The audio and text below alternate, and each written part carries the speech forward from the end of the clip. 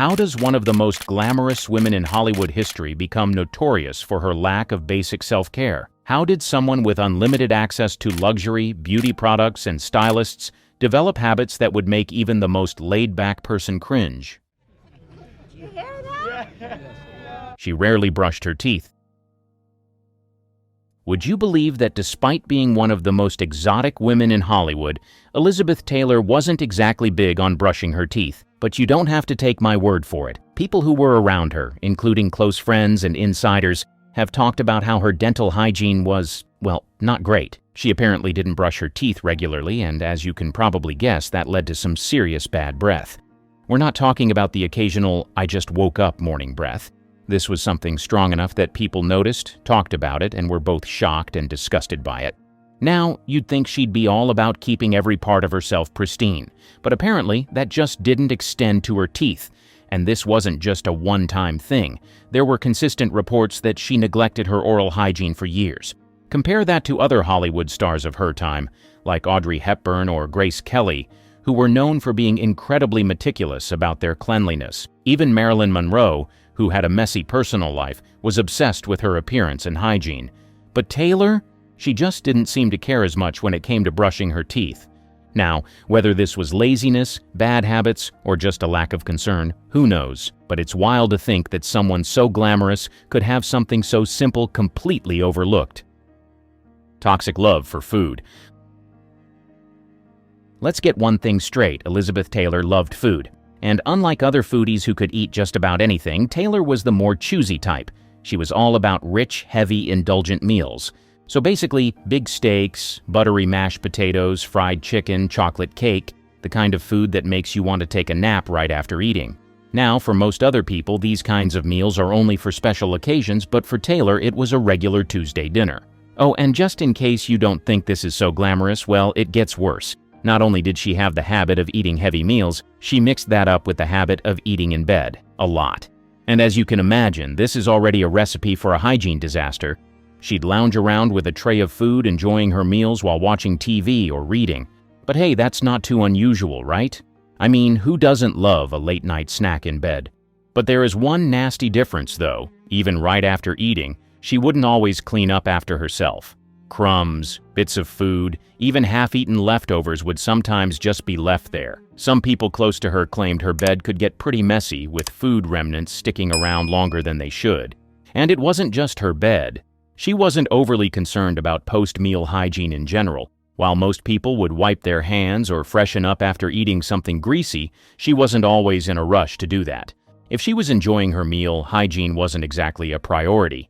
Some insiders even said she could go straight from a heavy meal to lounging around, still covered in traces of whatever she just ate. For someone who looked so polished on screen, it's kind of wild to imagine her surrounded by food scraps in bed. It just goes to show that Hollywood is often just what we see in front of the cameras. Behind the scenes, it was a different story. Messy bathroom habits. When it comes to bathroom habits, let's just say, it wasn't all diamonds and perfume for Elizabeth Taylor. There were rumors, and not just from random gossip, but from people who actually worked for her, that she wasn't exactly the cleanest person in the bathroom. Some housekeepers and close associates supposedly had to deal with some pretty unpleasant messes. We're talking about everything from unflushed toilets to used tissues and towels just lying around. The kind of stuff that, let's be honest, you wouldn't expect from someone who basically defined beauty and sophistication. But again, all these weren't just about being a little messy. There were stories that her bathrooms could sometimes be really unsanitary. Some people said she would leave makeup-stained towels everywhere, old cosmetics cluttering the counters, and even dirty laundry piling up. On top of all that, she also wasn't in a rush to clean up spills, whether it was powder, lotions, or even worse, bodily fluids. Yeah, not the image you picture when you think of Elizabeth Taylor, right? And here's where it gets a little sad. Some of this might have been connected to her health issues. You see, Taylor struggled with a lot of medical problems throughout her life, including chronic pain and mobility issues, especially later on. If she wasn't feeling well, it makes sense that she might not have been keeping up with cleaning or bathroom hygiene the way most people would. That said, some accounts suggest this wasn't just an issue in her later years. There were reports of her being messy even when she was younger and more physically active, so it could have just been a lifelong habit. Either way, it's a side of her that most people wouldn't expect, especially since she always looked so put together in public. Sweat and perfumes. It would probably come as a shock to you to know that Elizabeth Taylor was not exactly the killer damsel we saw on screens. One of her most famous unhygienic traits was sweating a lot and covering up with perfumes. The mixture was far from savory. There were reports from people who worked closely with her that she had a problem with excessive sweating. And I know what you're thinking. Sweating isn't exactly uncommon, especially under hot studio lights or in heavy costumes. It's understandable. But Taylor wasn't just dealing with the occasional perspiration. She apparently sweat a lot. Some insiders even claimed that her body odor could be noticeable, especially after long hours on set or during social events. Now, here's where it gets worse. Instead of hopping in the shower or freshening up with a quick wash, Taylor had a habit of just masking the smell with perfume. And not just a little spritz. We're talking layers of strong, expensive fragrances. She was famous for her love of perfume. She even had her own line later in life, but according to some, she used it less as an accessory and more as a substitute for bathing. Can you imagine? Expensive French perfume mixed with layers of sweat? That's not exactly the fresh, clean scent you'd expect from a Hollywood icon. This wasn't just something people speculated about. There were actual accounts from co-stars and assistants who noticed the overpowering combination of body odor and perfume. What makes this even more surprising is how polished and put together she always looked in public. On the red carpet, she was flawless. Glowing skin, glamorous gowns, perfectly styled hair. But behind the scenes, it was a different story. She may have looked like a queen, but she definitely didn't always smell like one. Poor hair care. Now, you can't even hate or disagree with the fact that Elizabeth Taylor had some of the most iconic hair in Hollywood. Thick, dark, and always styled to perfection. But what you don't know is that a lot of the time it wasn't exactly clean. There were reports that Taylor would go days without washing her hair, and not just when she was older or sick. This was a habit she had throughout much of her life. Instead of regularly washing and maintaining her hair, she often relied on wigs and hairpieces to keep up her glamorous image. Now, wigs were pretty common in old Hollywood. Stars used them all the time to avoid constant heat styling and damage. But with Taylor, it seemed like wigs weren't just a convenience. They were a way to avoid dealing with her real hair. Some stylists claimed that when they did have to style her natural hair, it wasn't always in the best condition. Oily, tangled, sometimes even smelling a little off. One hairstylist reportedly had to work extra hard to freshen up her scalp before big events because her hair had gone so long without a wash. Another insider mentioned that dry shampoo, or whatever the old Hollywood equivalent was, became a lifesaver on set because Taylor didn't always keep up with regular washing. What makes this even crazier is that she always looked flawless on screen. Whether she was rocking a big dramatic updo or her signature curls, you'd never guess that her hair underneath might not have been the cleanest. It's just another example of how Hollywood magic can make even the messiest habits disappear, at least in front of the cameras. Wearing dirty clothes. This is kind of ironic because Taylor was a fashion icon, and that's exactly what makes it hard to believe she would go days without changing her clothes. Now, this wasn't just about re-wearing a favorite dress. That's no big deal. Plenty of people do that. The issue was that she sometimes wore things for days at a time, even after sleeping, eating, and lounging around in them. One of the biggest examples of this was her love for nightgowns and robes. Taylor adored silky, luxurious nightwear and was known to spend long hours, sometimes entire days, lounging in them. But instead of swapping them out for fresh ones, she would keep wearing the same robe or nightgown for multiple days, even after eating meals in bed, sweating through them or spilling drinks on them. People close to her have mentioned that she could be seen in the same nightwear day after day, sometimes until someone else stepped in and suggested a change. But it didn't stop with sleepwear. Taylor was also known to re-wear fancy gowns and dresses without washing them, even if they'd been through long nights of sweating under bright lights or dancing at glamorous events. Back in the day, a lot of Hollywood stars had their dresses professionally cleaned between wears, but Taylor didn't always bother. There were stories from stylists who worked with her saying they sometimes had to spray down or freshen up her outfits rather than washing them properly. She'd sometimes just throw a fur coat or a shawl over an outfit that wasn't exactly fresh and head out the door. At the end of the day, Taylor cared more about comfort than strict hygiene when it came to clothing. If she liked how something felt, she wasn't in a rush to swap it out, even if it needed a wash.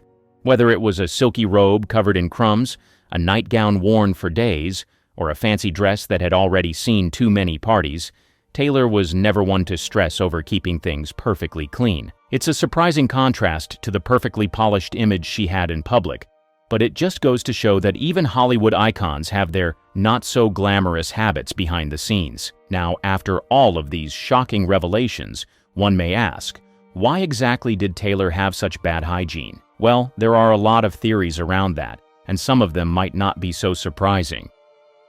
Health issues. In her later years, Elizabeth Taylor's hygiene habits reportedly became even worse, largely due to her declining health. She battled a long list of medical issues, including chronic pain, scoliosis, heart problems, and several back injuries that made movement incredibly difficult. Because of this, simple tasks like bathing, grooming, and even changing clothes regularly became a challenge. People close to her have said that as her mobility worsened, she would sometimes go days without bathing, not necessarily because she didn't want to, but because it was just too painful or exhausting. It's easy to see how this would become an issue, especially since she had already been known for being a little lax when it came to hygiene. By the time she was in a wheelchair, regular showers and hair washing weren't a top priority. Her caretakers and assistants had to step in and help manage things. There were accounts of them using wet wipes or sponge baths instead of full showers, just to keep her feeling somewhat fresh. Dry shampoos and heavy perfumes were often used to cover up the lack of regular washing. Some close friends even mentioned that her hygiene decline was noticeable, but because she was Elizabeth Taylor, the legendary actress and icon, no one really called her out on it. It's kind of sad to think about, especially since she had once been the epitome of glamour. But at that point in her life, she was battling so many serious health problems that hygiene became secondary to just getting through the day. The Hollywood goddess who once turned heads with her beauty was now struggling behind closed doors, relying on others to maintain even the basics of cleanliness. She was overly pampered.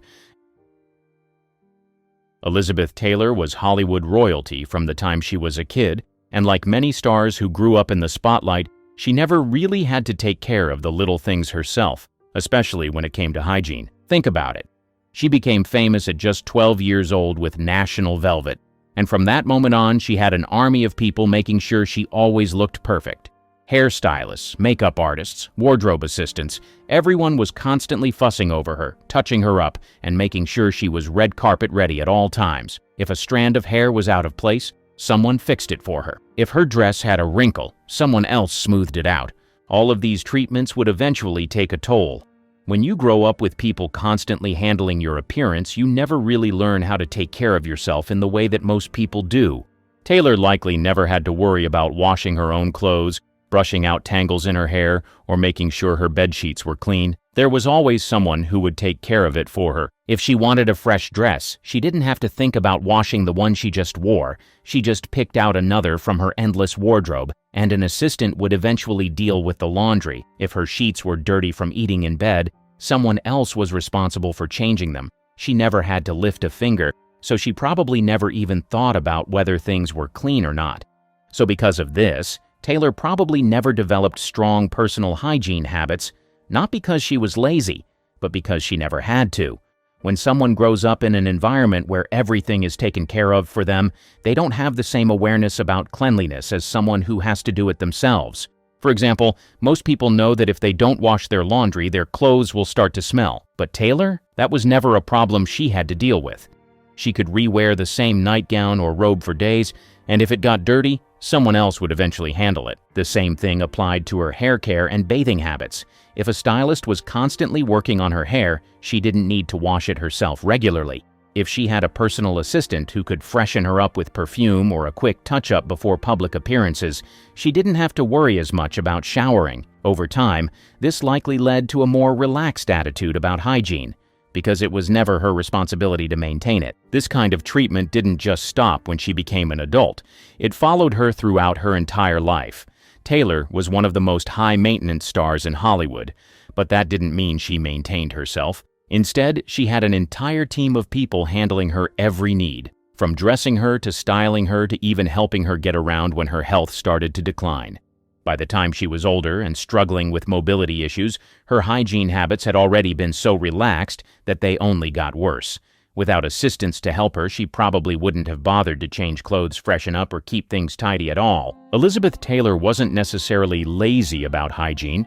She was just so used to being taken care of that she never really had to think about it. When you grow up with people handling every little detail of your life, you don't develop the same habits as someone who has to do it all themselves. So, did she care about hygiene? Probably not as much as most people would expect from a Hollywood icon. But did she care about looking fabulous? Absolutely. She just let everyone else handle the cleanliness part for her. She was battling addictions. At this point in the video, it shouldn't come as much of a surprise that Taylor struggled with addiction to food, alcohol, and painkillers, and like many people with compulsive tendencies, she often neglected self-care. When she was caught up in binge eating, drinking heavily, or relying on painkillers, hygiene was simply not a priority. Addiction often leads to fatigue and depression, both of which make it harder to keep up with daily grooming, and Taylor's habits reflected that pattern. Her relationship with food was intense. As we've learned, she didn't just enjoy rich, heavy meals, she indulged in them to excess, often eating in bed and leaving behind crumbs, stains, and wrappers without much concern. It wasn't unusual for her to wear the same food-stained robe or nightgown for days. At her heaviest, she admitted to consuming large quantities of food in a single sitting, once describing a meal where she ate 2 steaks, a whole lobster, a bottle of wine, and a hot fudge sundae. For someone who could consume that much in one go, the idea of stopping to freshen up afterward probably wasn't a priority. Hygiene took a back seat to indulgence. And since she had assistants who would eventually take care of cleaning up, she didn't have to think about it. Her drinking habits were just as extreme. You see, she wasn't a casual drinker. She could polish off an entire bottle of vodka in one night. Alcoholism often leads to a disregard for personal hygiene, with heavy drinkers skipping showers, forgetting to brush their teeth, and re-wearing dirty clothes simply because they're too tired or too intoxicated to care. Taylor was known to lounge in bed drinking for hours, and it wouldn't have been surprising if she woke up in the same clothes from the night before, hungover and uninterested in freshening up. Alcohol also causes dehydration, sweat, and body odor, and there were claims that rather than bathing, she would simply cover up any smell with perfume before making a public appearance. Her painkiller addiction only made matters worse. She had suffered from multiple injuries and back problems, leading to years of prescription pain medication use. Painkillers can leave people feeling sluggish and disconnected, making basic tasks like showering, brushing teeth, and changing clothes feel like a chore. It's possible that during her worst moments, her assistants had to encourage her to clean up. Painkillers also cause dry mouth and dental problems, which could explain why she was rumored to have bad breath and neglected brushing her teeth. If she was heavily medicated, daily hygiene was probably the last thing on her mind. The biggest problem with addiction is how it drains a person's motivation, creating a cycle of neglect. Elizabeth Taylor had multiple stays in rehab, meaning there were periods where she was really struggling just to function. Addiction often leads to depression, which in turn causes people to avoid daily hygiene, stay in bed for long periods, and wear the same clothes repeatedly without washing them. If she was going through a particularly bad phase, she likely let her hair go unwashed for days, skipped showers, and re-wore stained clothing simply because she didn't have the energy to care. At her best, she was glamorous and polished, but at her worst, she was someone who ignored basic self-care in favor of indulgence. She was never the type to obsess over cleanliness like other Hollywood stars. And when she was deep into an addiction cycle, hygiene probably didn't even cross her mind. She lived a life of luxury and excess, but behind closed doors, she was dealing with struggles that made basic grooming and cleanliness feel like an afterthought. Beneath the smiles, gowns, and perfect hair, many stars had strange hygiene habits. They dazzled audiences with their charm and performances, but their routines often included quirky and shocking choices. They might make modern fans cringe. W.C. Fields, enemy of water. As one of the most famous comedians of his time, Fields was as eccentric off-screen as he was funny on-screen. One of his oddest habits? He absolutely hated bathing. Fields believed that water, especially in the form of a bath, was bad for his health. Some say he thought it could make him sick, while others believe he just didn't like the idea of immersing himself in it. Whatever the reason, he avoided regular bathing like it was the plague. This aversion to cleanliness quickly became a well-known trait among those who worked with him. People would joke about his distinctive smell, but it wasn't really a laughing matter for anyone who had to spend long hours around him. Without modern deodorants or colognes to help mask the issue, Fields' choice to skip baths left him with a reputation for being, well, pretty stinky. Ironically, Fields wasn't entirely anti-water. He loved to drink. His fondness for alcohol, especially martinis, was legendary. But when it came to personal hygiene, he preferred to keep things as dry as possible. Despite his questionable cleanliness, Fields' wit and comedic timing made him a beloved figure in Hollywood. His quirky habits, like his fear of water, only added to the colorful legend of his personality. Still, you've got to wonder how his co-stars managed to endure those close-up scenes. Jean Harlow, strange hair rituals. She was Hollywood's first blonde bombshell, known for her platinum hair. It was her signature look and a big part of what made her a star. But here's the thing, they didn't exactly have gentle, hair-friendly products back then. To get that iconic color, she used a harsh mix of peroxide and ammonia. It's basically torture for your scalp and hair. Now, you'd think after putting her poor hair through all that, she'd baby it with some good shampoo. Nope. Jean rarely washed her hair at all. Some say it was because she worried about damaging it further, but skipping shampoo only made things worse. The peroxide left her scalp dry, irritated, and in pretty bad shape. It got so bad that her hairstylist had to be extra careful to avoid her hair falling out completely. And let's be real, Hollywood sets are hot and sweaty, so you can imagine how all of that might have added up. Still, despite her less-than-ideal hair care routine, Jean's look became iconic. She set a standard for glamour that women everywhere tried to copy. Her hair might have been a hot mess behind the scenes, but on screen? Pure magic. Vivien Leigh, Bad Skin. You may remember her as the legendary actress who played Scarlett O'Hara in Gone with the Wind. She was the picture of elegance and beauty on screen. But behind the Hollywood glamour, she had some personal struggles that weren't so glamorous. Leigh reportedly suffered from chronic skin issues, possibly due to eczema or another condition that wasn't well understood at the time. These skin problems sometimes caused a noticeable odor, which understandably made working closely with her a bit difficult for some of her co-stars. It wasn't her fault, of course. Skincare treatments back then weren't anywhere near as advanced as they are today. Add to that the stress of her career and personal life. Leigh was known for her tumultuous marriage to Laurence Olivier and her battle with mental health issues, and it's easy to see how these problems could have been aggravated. Despite these challenges, Leigh's talent was undeniable. She brought passion and depth to her roles, and audiences adored her. Despite her struggles behind the scenes, she was unforgettable on screen. She was a true star in every sense of the word. Rita Hayworth's hair treatment. To keep her hair looking impossibly shiny and glamorous on screen, one of Hollywood's biggest stars had an unusual trick: vinegar. She would soak her famous red locks in it, let it dry, and then rinse it out. The result?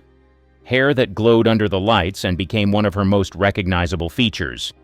But there was a downside to this beauty hack: the smell. Even after rinsing, it's hard to imagine that the sour odor of vinegar didn't linger at least a little. It wasn't exactly the fresh floral scent you'd associate with a Hollywood bombshell. In those days, there weren't fancy hair products, so stars often used DIY methods to maintain their iconic looks.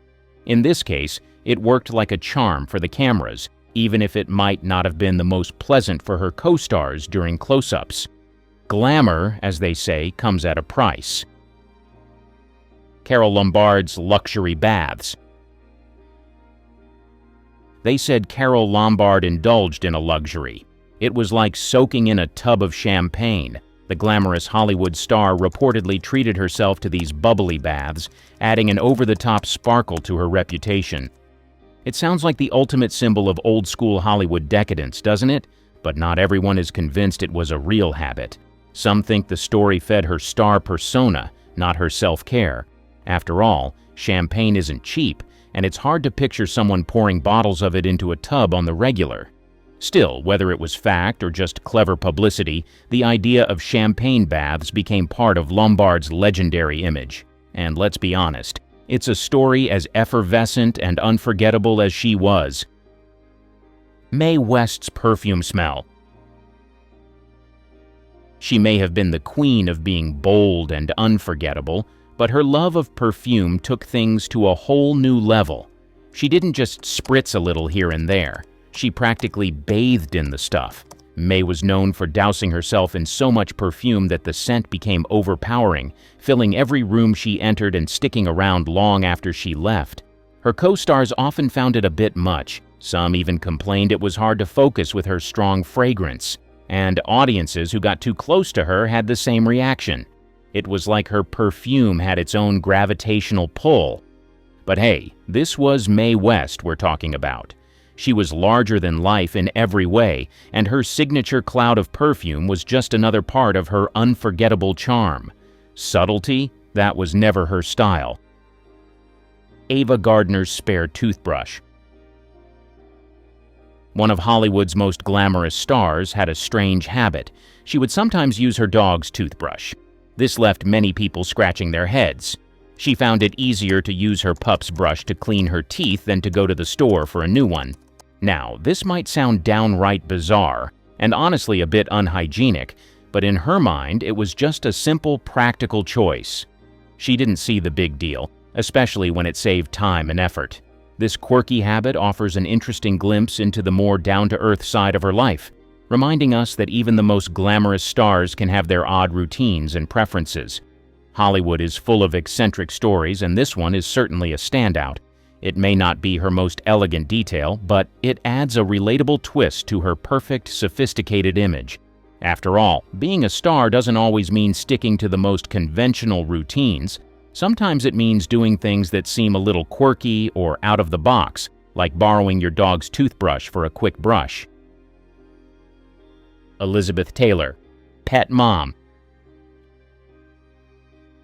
She was known for letting her animals eat off her plates, share her utensils, and even climb into her bed with her, unwashed. While some might find that a little over the top, it showed just how much she cared about her furry friends. Her pets were more than just animals to her. They were part of her family, and she treated them as such. Meals became shared experiences, and at the end of the day, she had no problem letting them cozy up with her, even if they weren't the cleanest. This habit may have raised a few eyebrows. It was due to Hollywood's low hygiene standards at the time, but it showed her warmth and compassion. She wasn't just a star with an amazing career. She valued loyalty, companionship, and love. Her pets were a reflection of her generous and kind heart, and they brought joy to her life in a way that no amount of red carpet glamour could replicate. Bette Davis's grooming. When it came to her personal grooming habits, Bette took a refreshingly minimalist approach. Davis reportedly skipped using deodorant altogether, believing it was completely unnecessary. On top of that, she wasn't a fan of taking regular showers, which made her routine even more unusual by today's standards. Her choices might sound strange or even shocking, but they reflected her no-nonsense attitude and her tendency to march to the beat of her own drum. Bette Davis never conformed to expectations, on or off screen. Her approach to hygiene showed her strong-willed, independent spirit. While her habits may not have been the most conventional, they fit right into her image as someone who cared more about being herself than meeting the polished and perfect expectations of Hollywood. She was unapologetically real, even if that meant ditching the deodorant and making showers a little less frequent. After all, she was too busy being a star to worry about things like that. Joan Crawford's OCD. She is one of Hollywood's most beloved stars, but she also had a reputation for having some extreme cleaning habits. This Hollywood legend was known for her obsessive attention to cleanliness, and she didn't leave it to staff to handle everything. Crawford reportedly scrubbed her own floors, even in her sprawling mansion, proving that her standards for cleanliness were incredibly high. Her dedication to having everything spotless didn't stop at the floors. She was infamous for her love of bleach. She used it liberally to keep her home pristine. This even extended to her children's clothing, which she would bleach regularly to make sure they were absolutely clean and free of stains. While that might sound a little intense, it showed just how much she valued order, cleanliness, and perfection in her life. Crawford's need for everything to be in perfect condition became one of the defining features of her personality. She was meticulous, strict, and hardworking, both in her career and at home. Her cleaning routines were almost obsessive, but they suited her image as a strong, determined, detail-oriented star. For Joan Crawford, cleanliness was more than a habit. It was a way of life. Marlene Dietrich, masking odors. Hygiene-wise, Marlene took a bit of an unconventional approach.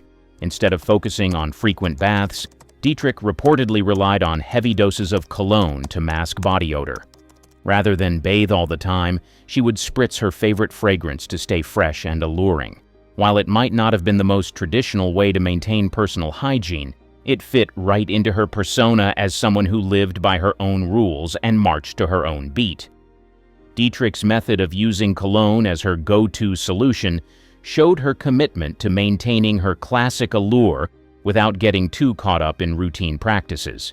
It was part of her mystique, that combination of elegance and rebellion that defined her career and personal life. She might not have been the most traditional when it came to grooming, but she always managed to maintain that signature, timeless star quality. Greta Garbo's smelliness.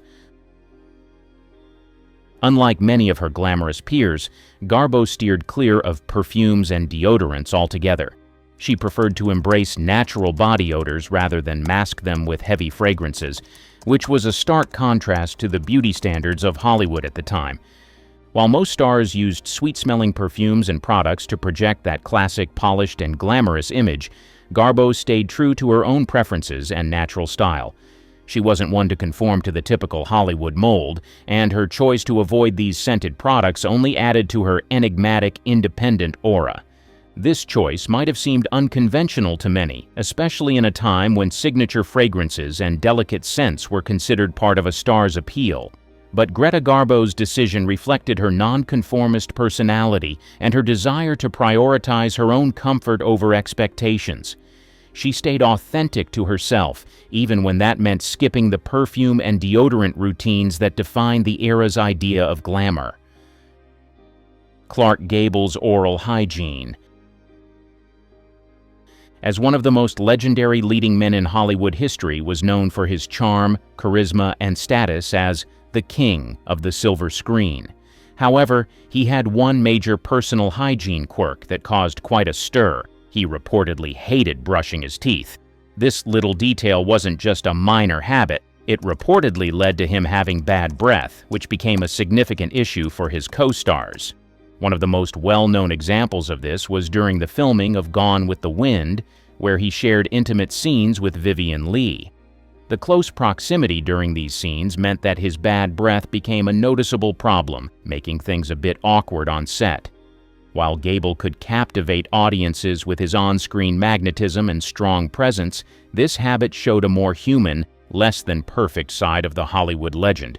The idea of a leading man with bad breath might seem shocking, especially given how much emphasis was placed on personal grooming and charm in the golden age of Hollywood. But Gable's dislike of brushing his teeth was a reflection of his no-nonsense, confident personality. He wasn't overly concerned with adhering to all the strict beauty standards expected in the industry. His personal habits may not have fit the typical image of a Hollywood heartthrob, but they only added to his aura of rugged masculinity and authenticity. Despite this quirk, Gable maintained his status as one of the most iconic figures in film history, proving that even the most memorable stars could have their own unique and unexpected habits behind the scenes. Charlie Chaplin's rare baths. During long days of filming, his lack of proper bathing became a real issue for those working closely with him. The smell was said to be unpleasant, especially during scenes that required long hours of physical exertion under hot lights. Co-stars reportedly struggled to maintain their focus during scenes when the odor became too much to handle, and it created awkward situations on set. Despite being one of the most beloved figures in entertainment, his hygiene routine was far from glamorous. Chaplin's decision to skip baths wasn't just about laziness or neglect. It was likely a reflection of his focus on his craft and his laid-back approach to life. This habit may have clashed with Hollywood's expectations for personal grooming and cleanliness, but it also added an air of unpredictability to his personality. Many stars at the time would go to great lengths to maintain their polished, camera-ready appearances, but Chaplin didn't concern himself with those standards. He was too busy focusing on his artistry, his routines, and the unique stories he brought to life. While his colleagues might have struggled with his hygiene choices, they couldn't deny his genius. Despite the occasional stench, his mark as one of the most innovative, brilliant minds in film history remains untouched. He was a master of slapstick, satire, and storytelling, with a career that proved you could make history without always conforming to the expectations of the industry. Spencer Tracy. Unlike many of his contemporaries who paid close attention to their grooming and appearance to maintain their star status, Tracy took a more relaxed approach. His laid-back attitude meant that he often showed up to public events or even casual moments on set with a rumpled, disheveled look, which earned him a reputation for being a bit of a free spirit when it came to his personal habits. This lack of attention to grooming was likely reflective of his personality.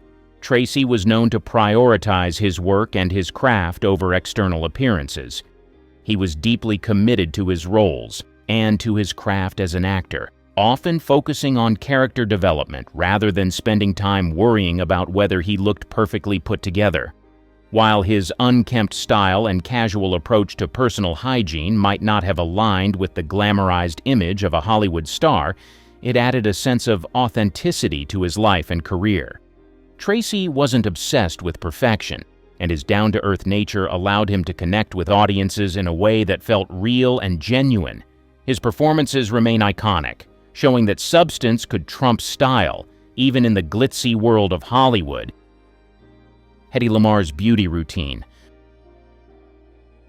One thing about Hedy Lamarr, she took her beauty seriously, but her methods were reportedly a bit on the eccentric side. Lamarr understood that her image was a huge part of her appeal, so she put a lot of time into maintaining her signature glamorous look, even if it involved some unusual habits. One of the key parts of her beauty routine was her dedication to skincare and maintaining flawless skin. She had this meticulous approach to cleansing and moisturizing, using old-school methods that focused on keeping her skin smooth and camera-ready. She was always a fan of natural methods when it came to beauty treatments, sometimes using homemade remedies to maintain her glowing complexion. Beyond skincare, Hedy placed a lot of focus on her hair. She had this stunning, elegant, and well-maintained style that became her trademark. To keep her hair shiny and healthy, she experimented with unique treatments, including some DIY remedies that were not always standard beauty practices. Her approach was about finding simple yet effective ways to stay camera perfect without necessarily sticking to traditional routines. Hedy was also big on body health and keeping herself looking sharp for every red carpet and film role. She reportedly focused on staying in great shape by sticking to an active lifestyle, combining light exercise with a balanced diet. She always looked polished and put together, which meant that even her routines surrounding diet and exercise were part of her commitment to maintaining that classic Lamarr beauty and presence.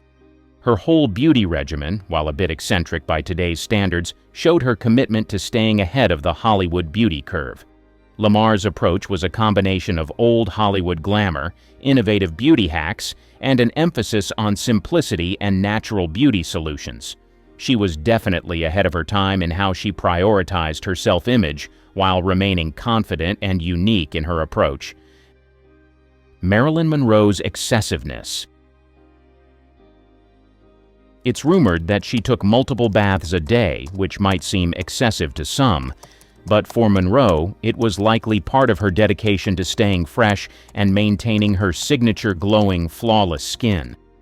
Her routines were a reflection of her obsession with looking and feeling perfect at all times, especially given the pressure of maintaining her public image as one of the most famous women in the world.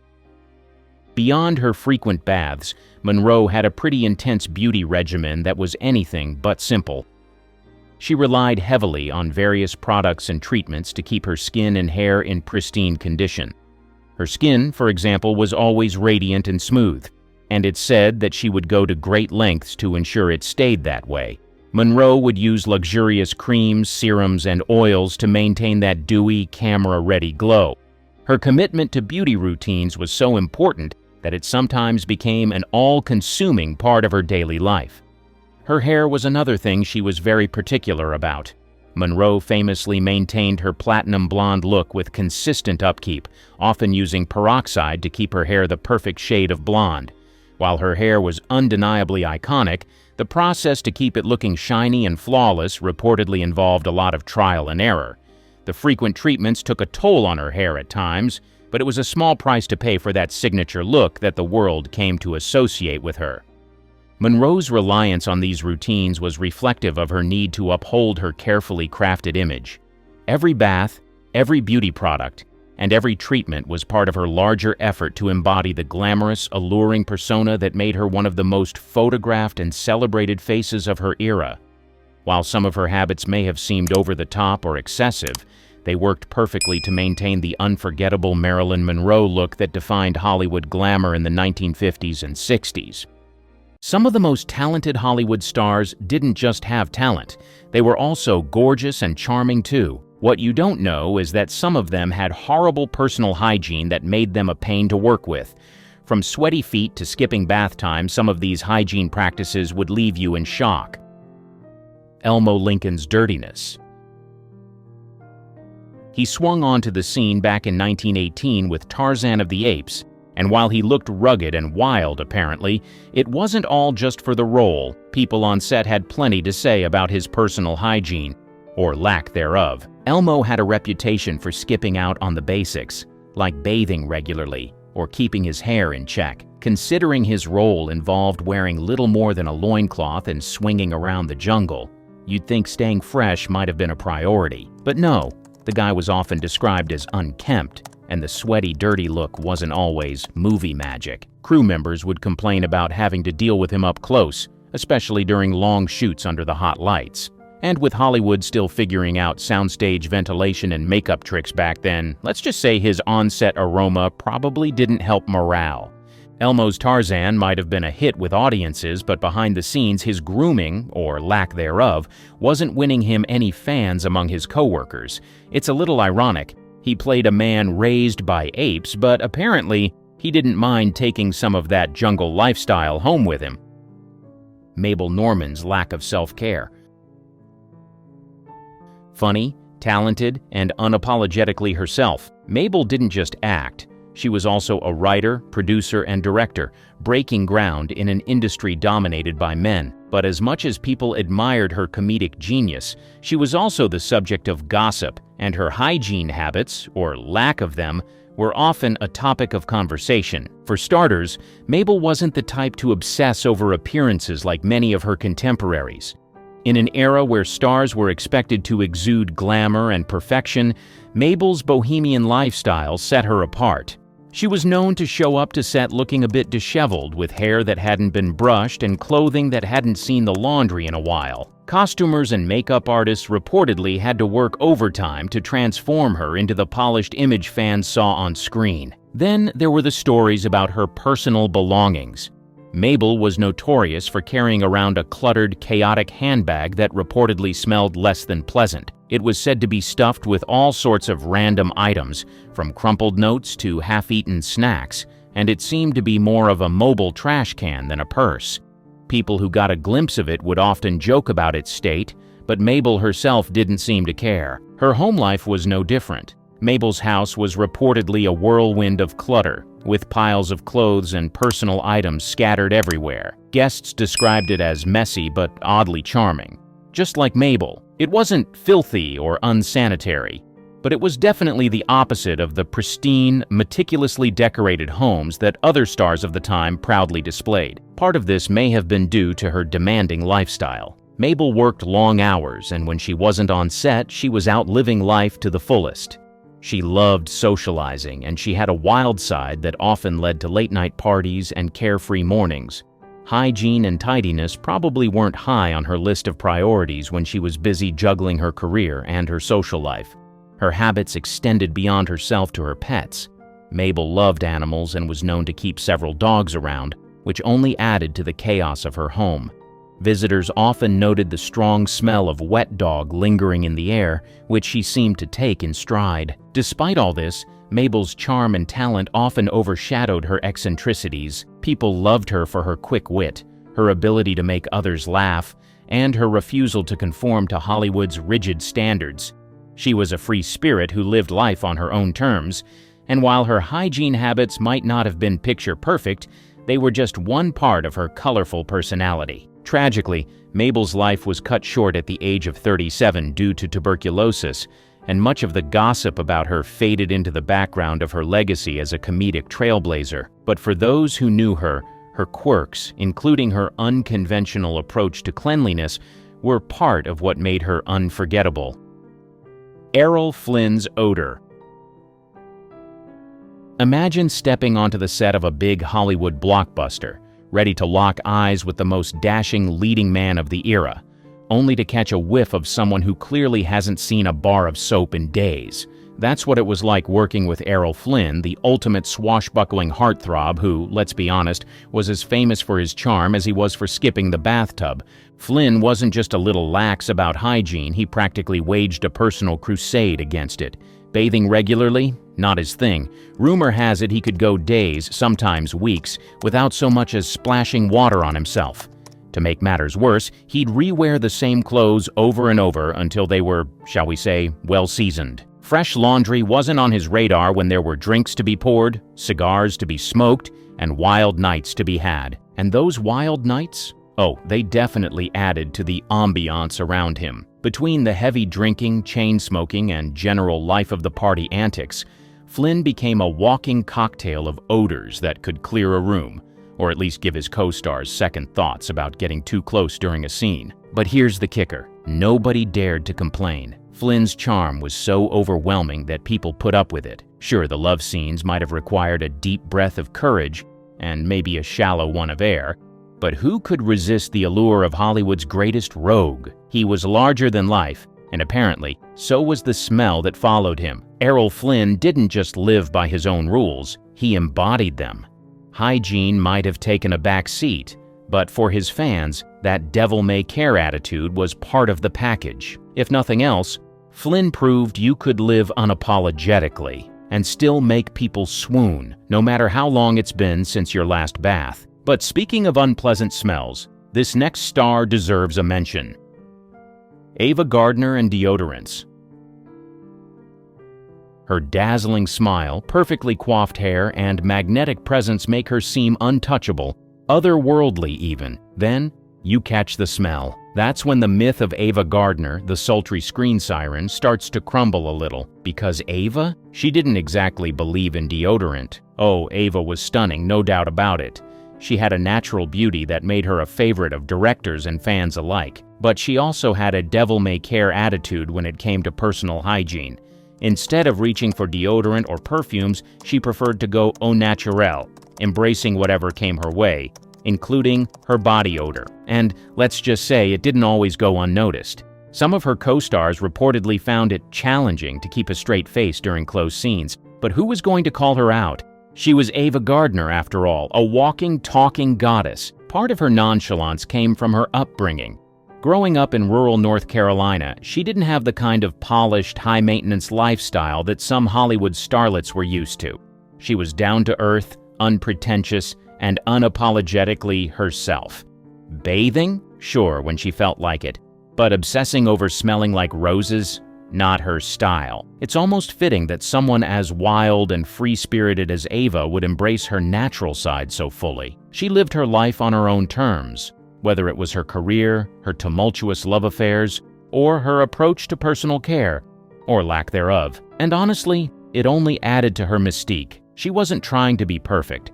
She was just being Ava. So, if you ever find yourself daydreaming about locking eyes with her on set, just remember, the glamorous stars of Hollywood weren't always as polished up close. Ava Gardner's beauty may have been immortal, but her scent? Well, that was just a little more human. Humphrey Bogart's smelly feet. Imagine being on the set of Casablanca, the cameras rolling, the air thick with tension as Humphrey Bogart delivers one of his legendary lines. His deep voice oozes cool, his tailored suit screams sophistication, and his effortless charm steals the scene. But here's the thing you don't see. Just a few feet away, someone might be holding their breath, trying not to flinch. Why? Because Humphrey Bogart had a dirty little secret. His feet could clear a room. Bogart wasn't big on socks. Sure, today the sockless look is trendy, but back in Hollywood's golden age, it wasn't about fashion.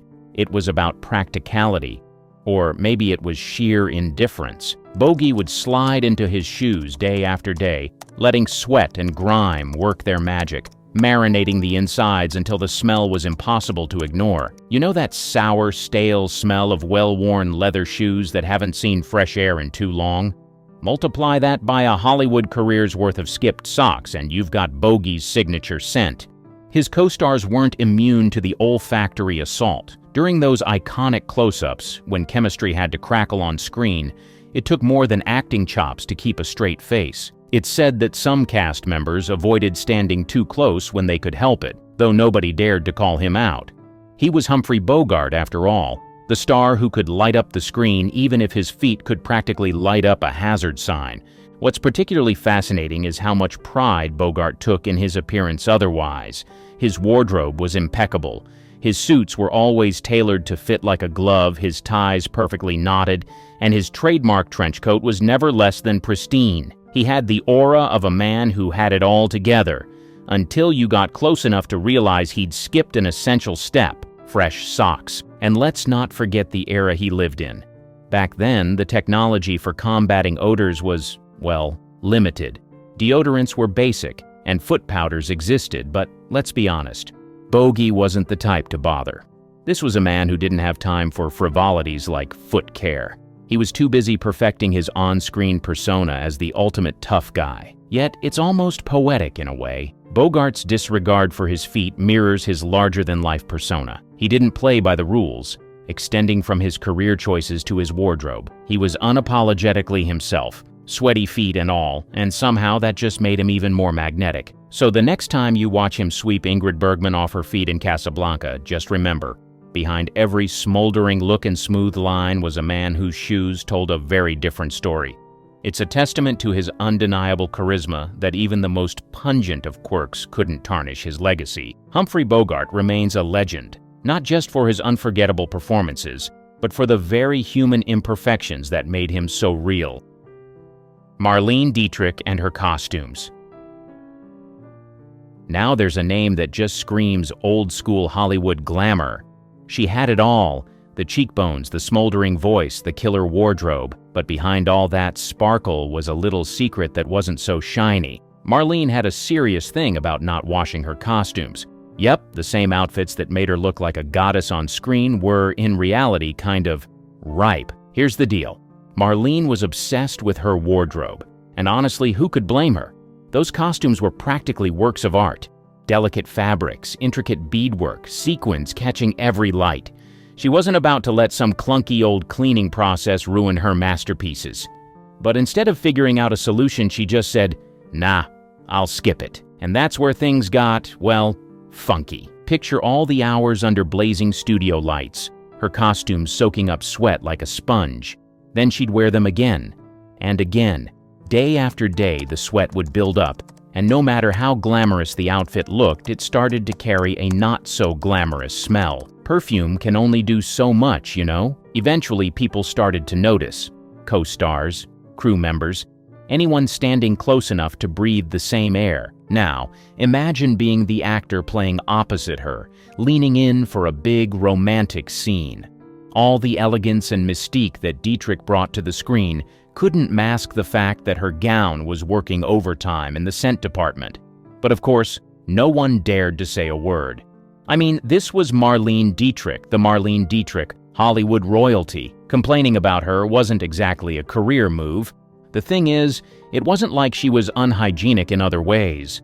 This wasn't about laziness or neglect. It was just her being super protective of her image. She thought cleaning her costumes might ruin them, so she stuck to her guns, even if it meant turning the set into her own little sweat-scented bubble. And honestly, it kind of fits her vibe. Marlene was a rule breaker. She wore suits when women were supposed to stick to dresses. She radiated this untouchable, otherworldly coolness. So of course, she wouldn't care about something as mundane as washing her costumes. If anything, it adds to her legend. She was unapologetically herself, perfectly polished, a little rebellious, and, let's be real, a bit stinky. So the next time you watch her light up the screen, just remember, somewhere under all that glamour was a gown that probably needed a serious time out in the laundry. It's oddly comforting though, right? Even Marlene Dietrich had her messy moments. Elizabeth Taylor's oral hygiene. Here's the tea. Behind that stunning exterior, Liz had a little habit that didn't sit well with some of her co-stars. Let's just say her oral hygiene wasn't exactly up to par, and it sometimes made working up close with her a bit of a challenge. Now don't get me wrong, Elizabeth was a full-on goddess, a symbol of glamour and allure, but even goddesses are human, and in Liz's case, the human part came with some questionable choices about her teeth. Apparently, she wasn't the biggest fan of brushing regularly, and her breath, well, let's just say it didn't always match her outer beauty. Imagine this. You're on set, gearing up for a big romantic scene with Elizabeth Taylor herself. You're all in, ready to lose yourself in those mesmerizing eyes. Then she leans in, and bam, it hits you. A less than pleasant waft that makes you wish you could act your way through the scene without actually breathing. Some of her co-stars tried to grin and bear it, but let's be honest, it's hard to focus on delivering your lines when your scene partner's breath is giving off last night's dinner vibes. Rumor has it that certain actors actually complained to the crew about it. Can you imagine being the poor production assistant tasked with subtly delivering mints or suggesting a quick brush-up to one of Hollywood's biggest stars? That takes guts. What makes this even more surprising is how much effort Liz put into the rest of her appearance. She was always dripping in diamonds, her hair was perfectly styled, and her makeup was flawless. You'd think someone so meticulous about her look would be equally invested in keeping things fresh when it came to her teeth. But nope. It's one of those contradictions that makes her even more fascinating. And let's not forget, this was Hollywood in the mid-20th century. Smoking was practically a personality trait back then, and Liz was no stranger to a cigarette or two, or 20. Add that to the mix, and it's no wonder her breath sometimes got the better of her. Honestly though, who was going to tell Elizabeth freaking Taylor to chew some gum or schedule a dentist appointment? Still, you've got to hand it to her. Bad breath or not, she commanded every room she walked into and captivated audiences like no other. Maybe her confidence was the real secret weapon, overpowering any little flaws along the way. It's just one of those humanizing details that remind us even the most dazzling stars have their quirks. Sure, her breath might not have been minty fresh, but her legacy, that's as unforgettable as it gets. Dudley Nichols' unkempt appearance. Dudley Nichols might not be a household name today, but back in the golden age of Hollywood, he was one of the most respected screenwriters in the business. Known for his sharp wit and ability to craft compelling scripts, Nichols penned classics like The Informer and Stagecoach. But while his work was polished and refined, his personal appearance, not so much. Dudley was a true Hollywood outsider. He didn't care about glitz, glamour, or any of the showbiz fluff that came with his job. While other writers were networking at fancy parties or schmoozing in tailored suits, Nichols was the guy who showed up in the same rumpled clothes, looking like he'd just rolled out of bed, and maybe hadn't made it to the shower yet. He had an unkempt look that some colleagues politely called bohemian, and others less charitably described as downright sloppy. His hair often looked like it hadn't seen a comb in days, and he was rarely clean-shaven, sporting a perpetually scruffy face. His clothes were typically wrinkled and mismatched, and it wasn't uncommon for him to rewear the same outfit multiple days in a row. He clearly valued comfort over style, and while his scripts were immaculate, His wardrobe was the complete opposite. People who worked with him noted that he was all about substance over appearance. He would bury himself in his writing, often in the same cramped, cluttered office space that smelled faintly of stale coffee and cigarette smoke. Nichols didn't care if his shirt had a stain on it or if his hair was sticking up. He was too focused on getting the story right, and in a way, his lack of concern for appearances became part of his identity. Dudley also had a bit of a reputation for being a loner. He wasn't the kind of guy to hang out at glamorous Hollywood hotspots. Instead, he preferred quiet spaces where he could think and write, often away from the bustling social scenes. His unpolished look seemed to reflect his rejection of Hollywood's obsession with image. Even at big industry events, Nichols stuck out like a sore thumb. While others showed up in tuxedos and polished shoes, Dudley might wander in wearing a wrinkled suit that didn't quite fit, with ink stains on his fingers from his relentless writing sessions. But instead of trying to blend in, he leaned into it, almost as if he relished being the odd one out. Some people admired him for it. In an industry built on appearances, Dudley Nichols was unapologetically himself. He didn't care what people thought of his disheveled look because he knew his work spoke louder than his clothes ever could. Others, however, found his casual attitude off-putting, especially in a town where appearances were everything. While his unkempt look might have raised eyebrows, Dudley Nichols was a writer who stayed true to himself. He let his scripts do the talking and proved that you didn't need to fit the Hollywood mold to leave an indelible mark on the industry. Sure, he might not have smelled like roses on set, but his stories? Pure gold. Frances Marion's Hygiene. She was a powerhouse of early Hollywood, a screenwriter whose talent and influence shaped some of the biggest films of the silent and early sound eras. She was the mind behind classics like The Champ and The Big House, earning her 2 Academy Awards and cementing her place as one of the most prolific writers of her time. But while Frances was a master at crafting polished stories on paper, her personal habits reportedly didn't always match her professional finesse. It wasn't uncommon for people to comment on her casual approach to personal grooming.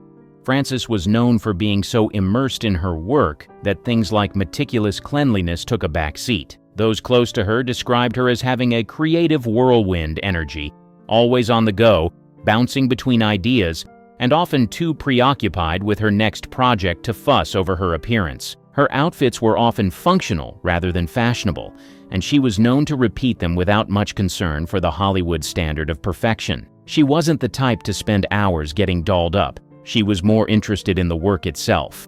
This earned her a reputation as someone who valued substance over style, but it also led to whispers about her somewhat lax attitude toward hygiene. Her workspaces were said to reflect this relaxed approach. Frances was a prolific writer, often juggling multiple projects at once, and her desk reportedly looked like an explosion of papers, ink stains, and half-empty coffee cups. People who visited her office described it as chaotic but oddly inspiring, a snapshot of a brilliant mind at work. Frances was also known for her long, grueling writing sessions. She could get so lost in her creative process that she'd go hours, or even days, without taking a break to freshen up. It wasn't that she didn't care, it was more that she didn't prioritize it. For Frances, getting the words right was always more important than keeping up appearances. Despite the occasional whispers, Frances Marion's talent and charisma often overshadowed any criticism of her casual habits.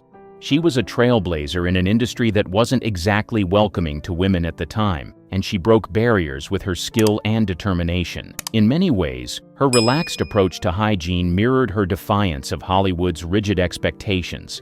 She didn't need to conform to anyone's standards because her work spoke volumes. Did you know that some of Hollywood's most iconic stars had beauty routines that would leave you absolutely speechless today? We're talking about rituals so strange, you'd wonder if they belonged in a sci-fi film instead of a skincare routine. From not bathing for months to keep their natural musk, to smothering their faces in Vaseline. Yep, you heard that right. These stars were willing to go to extreme lengths to keep their glamorous image intact. Jean Harlow's hair care. She was the original platinum blonde, but the lengths she went to keep that iconic hair color were, well, kind of wild. And it's hard to blame her, her hair was her signature look. Of course, she would do anything to maintain it, but somehow she went a bit too far. You know how we worry about using too much heat on our hair or how the wrong shampoo can dry it out? Well, Jean Harlow was dealing with problems on a whole different level. Back in the 1930s, she wasn't just using some nice salon-grade toner or highlights.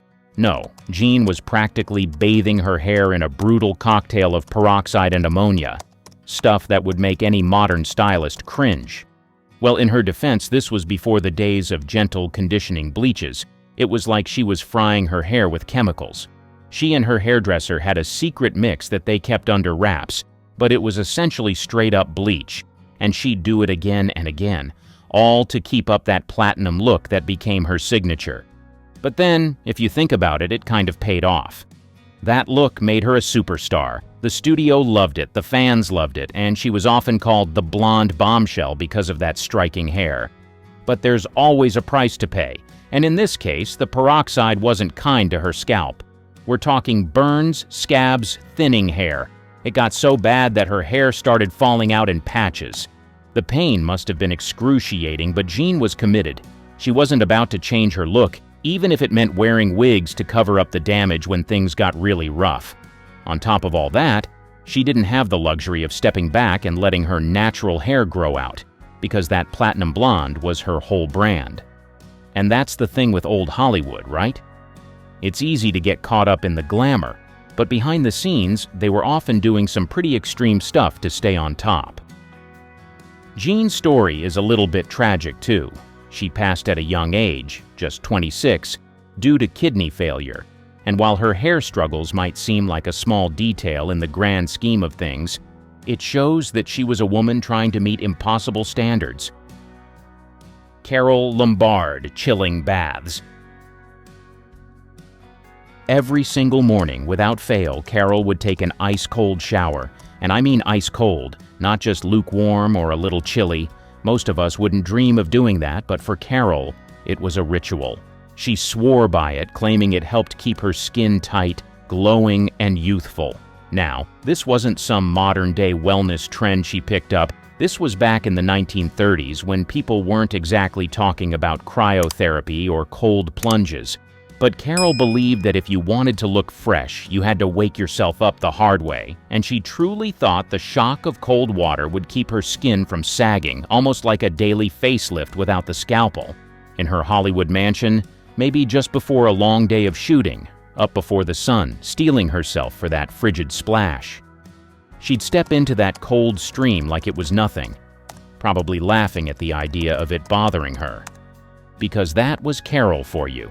Fierce, unafraid, and willing to do whatever it took to keep up her glamorous image. It's funny to think about, right? A big movie star in the comfort of her elegant bathroom, shivering through this freezing ritual every morning, all for the sake of keeping her skin taut and her cheeks rosy. But it also tells you something about how seriously they took their beauty routines back then. There wasn't any room for laziness in the Hollywood of Carole's time. It was all about commitment to the craft, and in her case, that meant braving a little discomfort every day. Now maybe, just maybe, she was onto something, because even today people still talk about how stunning and vibrant she was right up until the end. Joan Crawford's compulsive cleaning. Now this is quite the story. If you want to talk about someone who took cleanliness to a whole new level, Joan Crawford takes the cake. Some say she was a germaphobe or had OCD even though she was never clinically diagnosed. But she wasn't just neat, she was obsessed with being clean. And when I say obsessed, I mean scrubbing her hands until they bled and wiping down everything in her house like it was an operating room. Her morning routine wasn't just about a quick tidy up or making sure the cushions were in place like most of us would do. No, Joan went into full-on battle mode with dirt and germs. She had this habit of scouring her hands over and over again, using the strongest soaps she could find. It got to the point where her skin couldn't keep up, cracked, raw, sometimes even bleeding, but that didn't stop her. It's as if she believed that she could wash away all the bad things around her, both in her home and in her life. And it wasn't just about her hygiene. Her entire house was treated like a pristine sanctuary. Joan would march through the rooms with a cloth in hand, wiping down doorknobs, countertops, and even the floors. As a matter of fact, the joke among some of the people who worked for her was that you could eat off any surface in her home, because frankly, you probably could. She would even rearrange her staff's work if she thought they hadn't cleaned thoroughly enough, showing them how it should be done with that meticulous attention to detail. But it's easy to see how this wasn't just about keeping a clean house. Hollywood can be a tough place, and Joan had to claw her way to the top. Maybe her obsession with cleanliness was about control, because in a world where so much could slip through her fingers, like youth and fame, she could at least control how spotless her home was. But there's this darker side to all of these too. You might have heard about her strained relationships with her kids. Her daughter, Christina, famously wrote about it in Mommy Dearest. Joan's need for order and perfection spilled over into every part of her life, including how she raised her children. She'd reportedly freak out if their clothes weren't pressed just right or if a toy was left out of place. So, while it might seem extreme that she scrubbed her hands raw or couldn't rest until every surface was gleaming, you can almost see how it fit into her world. She was a woman who knew how much appearances mattered in Hollywood, and maybe, on some level, she believed that keeping everything perfectly clean could keep the chaos at bay. It's a little sad and a little fascinating how this glamorous star with that perfectly composed face and those stunning costumes was fighting her own battle with mess and imperfection behind the scenes. Ava Gardner's cologne principle. Unlike a lot of Hollywood actresses back in the day, Ava didn't spend hours in front of the mirror obsessing over their beauty routines. No, she had a very laid-back attitude when it came to keeping fresh, and it's kind of legendary in its own right. You see, she had this habit of skipping out on regular showers. Instead, she'd rely on a splash of her favorite cologne to keep things fresh. But the word splash is a bit of an understatement. She practically bathed in the stuff. Her scent was said to linger in the air long after she'd left a room. It was one of those little quirks that made her so fascinating.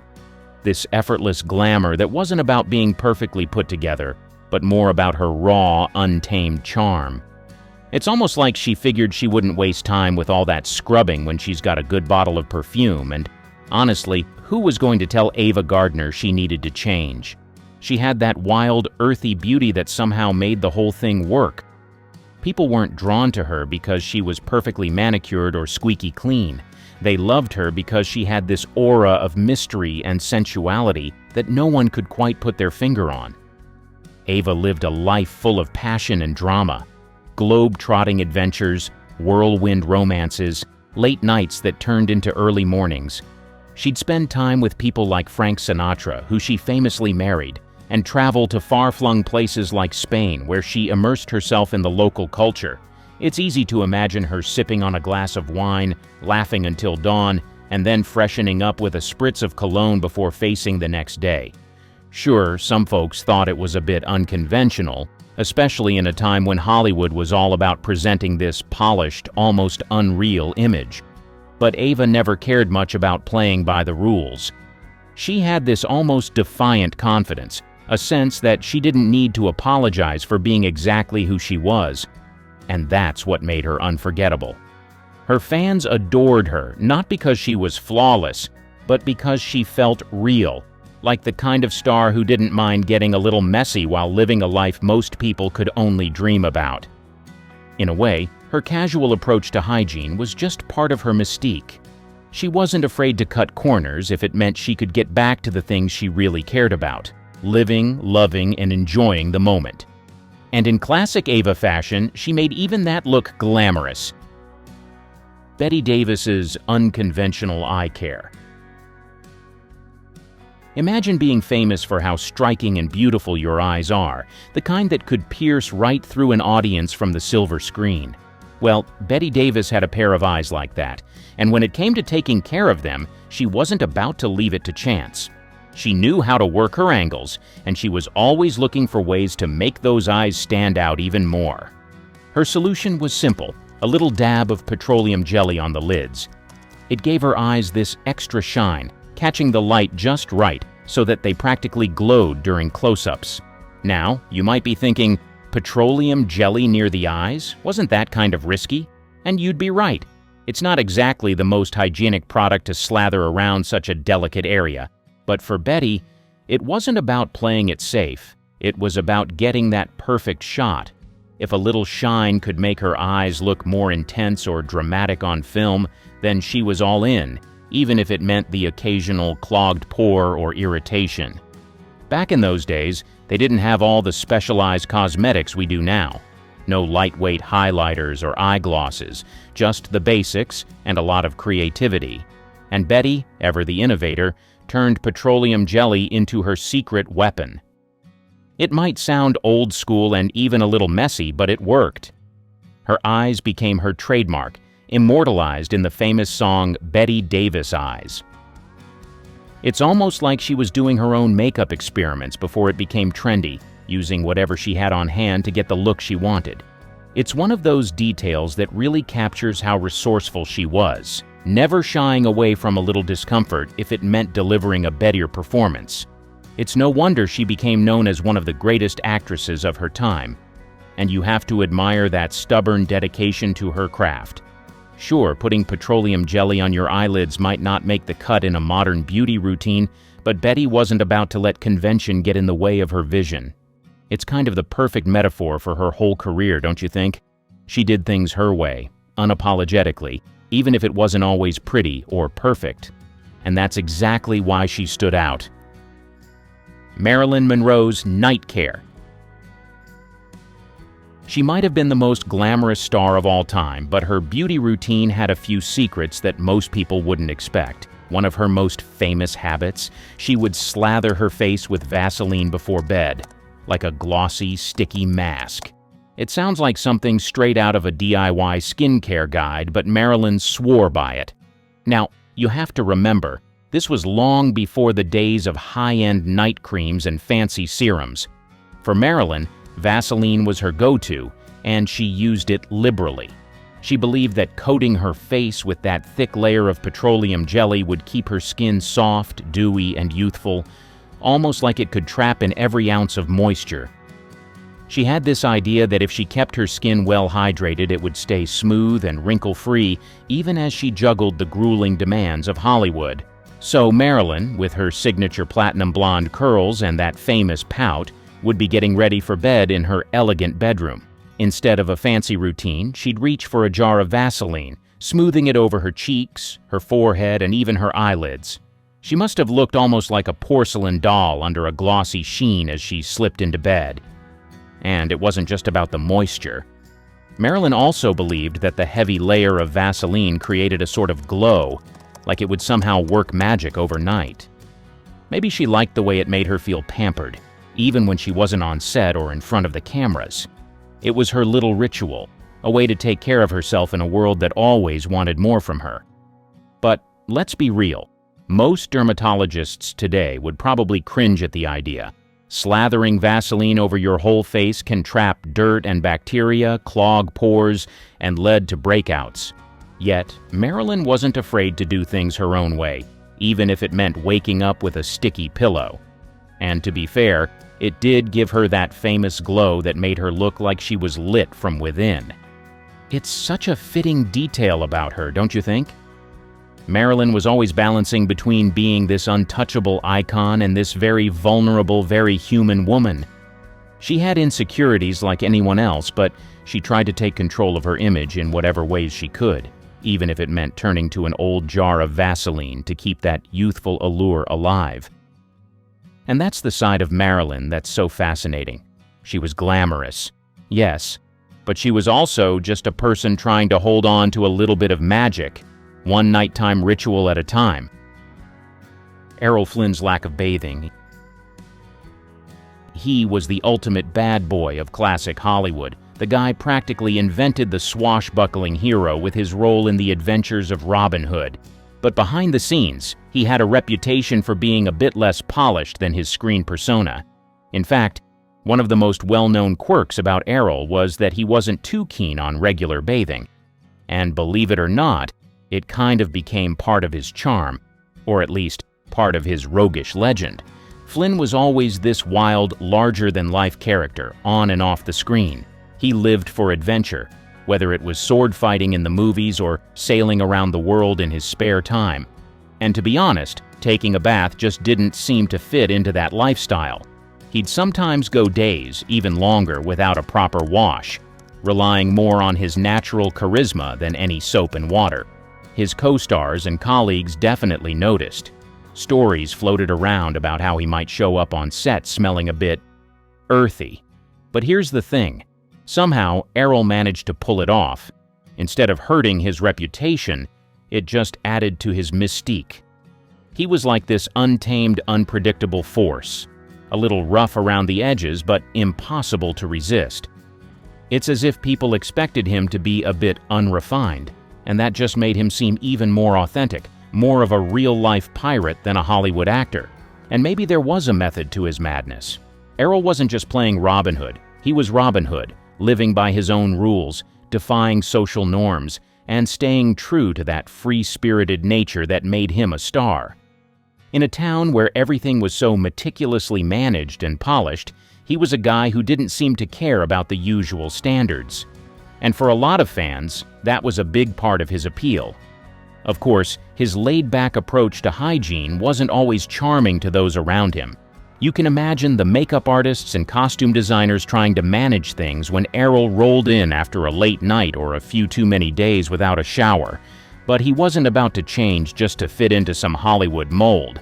If anything, he leaned into the rumors and shrugged them off with a smirk, as he did with so much else in his wild and controversial life.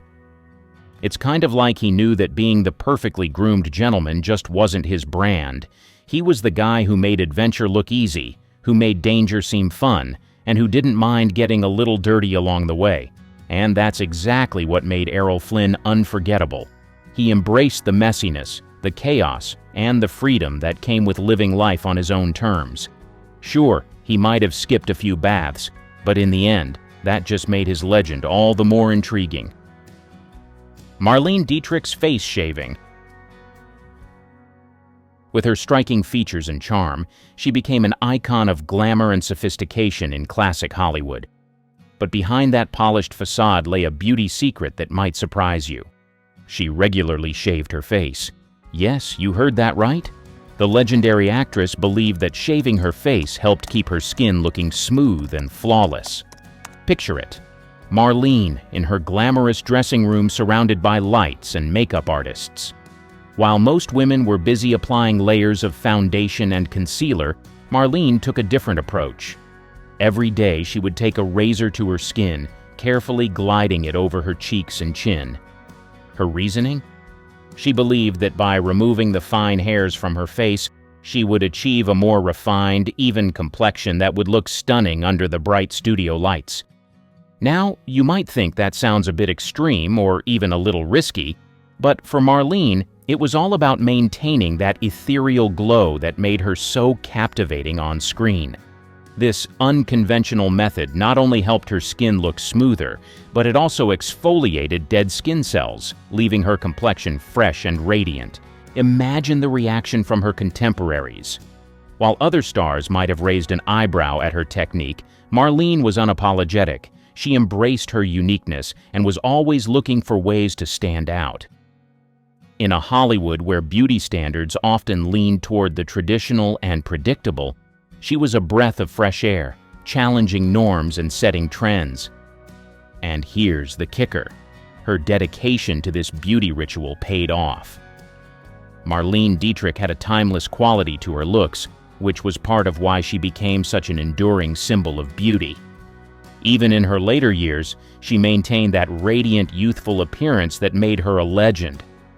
So the next time you think of Marlene Dietrich, remember that beneath the glamorous exterior was a woman who wasn't afraid to embrace unconventional methods to achieve her beauty goals. She showed us that sometimes stepping outside the norm, like shaving your face, can lead to striking results. Cary Grant's face bath. When you have distinctively chiseled features, you tend to do whatever it takes to keep it, so Cary often splashed his face with ice-cold water multiple times a day. He believed this refreshing ritual tightened his skin, reduced puffiness, and helped him maintain a youthful, sharp appearance. Think of it as a classic version of today's cryotherapy trends, but without the fancy gadgets, just a simple bowl of cold water.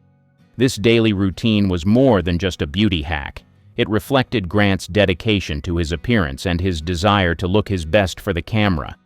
The cool water invigorated him and kept his complexion looking fresh, a crucial element for a leading man in Hollywood's golden age, and it clearly paid off. Grant's commitment to this simple yet effective regimen helped him retain his stunning looks well into middle age, proving that sometimes the simplest methods can lead to the most enduring results. Some of the old-time Hollywood celebrities were into stuff you wouldn't believe, from having weird obsessions with scat It is Austin. to something as bizarre as an irrational fear for the color purple. There is no denying the fact that most of what you're about to be exposed to make absolutely no sense. Charles Laughton's weird diet.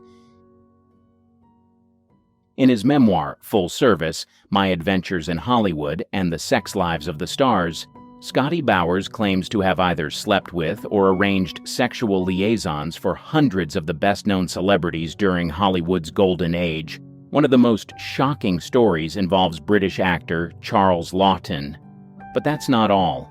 According to Bowers, Laughton once asked him to bring over a young male guest while his wife was out. When Bowers and the young man arrived, Laughton began making a sandwich. He carefully sliced up lettuce and tomatoes, arranged them on sourdough bread, added a bit of lemon juice, and sprinkled some salt and pepper. This is where it gets interesting. After a few minutes of prep work, Laughton took the bread slices in one hand, picked up a pot with the other, and asked the young man to follow him into the bathroom. But what happened next will shock you. Here's what Bowers describes. Charles was the first to return.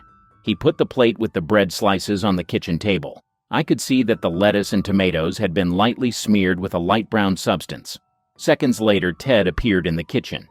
His erection was gone, and he was looking decidedly sheepish, perhaps even a trifle embarrassed. I stared at him curiously, and he pulled a face, hoping that Charles wouldn't notice. He pointed at the bread slices on the plate and then lightly patted his backside. And then, believe it or not, Laughton ate the sandwich. Ronald Reagan's obsession with young virgins. Ronald Reagan is often remembered more for his political career than his time in Hollywood, but back in the 1940s and 50s he was one of Tinseltown's leading men. But that's not all. One of the most cringe-inducing rumors about Reagan's Hollywood days comes from his co-star in the 1950 drama Louisa, Piper Laurie. She claims that the future GOP icon took her virginity when he was 39 years old, and she was just 18. But what happened next will shock you. In her memoir, Laurie writes that Reagan first seduced her on the set of their film Louisa, where he played her father. At first, Reagan seemed like a true gentleman. He even asked Laurie's mother for permission to take her on a date. Sounds charming, right? But instead of the glamorous evening Laurie had imagined, Reagan took both her and her mother to his house, where he cooked hamburger steak and salad. This is where it gets interesting. After dinner, things took a strange turn. Reagan led Laurie back to the bedroom. According to her, the actor was an insensitive show-off in bed. He bragged about how long he'd been erect, 40 whole minutes, and how much his condom had cost. But that's not all. Laurie also recounts that Reagan was far from a considerate lover. Not only did he fail to pleasure her, but when she mentioned her lack of an orgasm, his response was harsh and critical. According to her, he said, "There's something wrong with you that you should fix." Howard Hughes's extreme obsession with hygiene. Howard Hughes, the brilliant yet enigmatic tycoon, had a mind that worked in extraordinary ways. His achievements in aviation, film, and business were nothing short of legendary. But alongside his brilliance, there was a peculiar and relentless obsession that dominated his life: cleanliness. Imagine a man so consumed by the fear of germs that he would lock himself away in dark rooms for days, sometimes even weeks. Hughes turned his lavish homes into fortresses of solitude, meticulously sealed to keep out any potential contamination. The windows were often covered, creating a gloomy, almost eerie atmosphere, as if he were living in a perpetual twilight. Hughes's hand-washing routine was nothing short of ritualistic. Picture this. He would wash his hands repeatedly, scrubbing them until they were raw and sometimes even bleeding.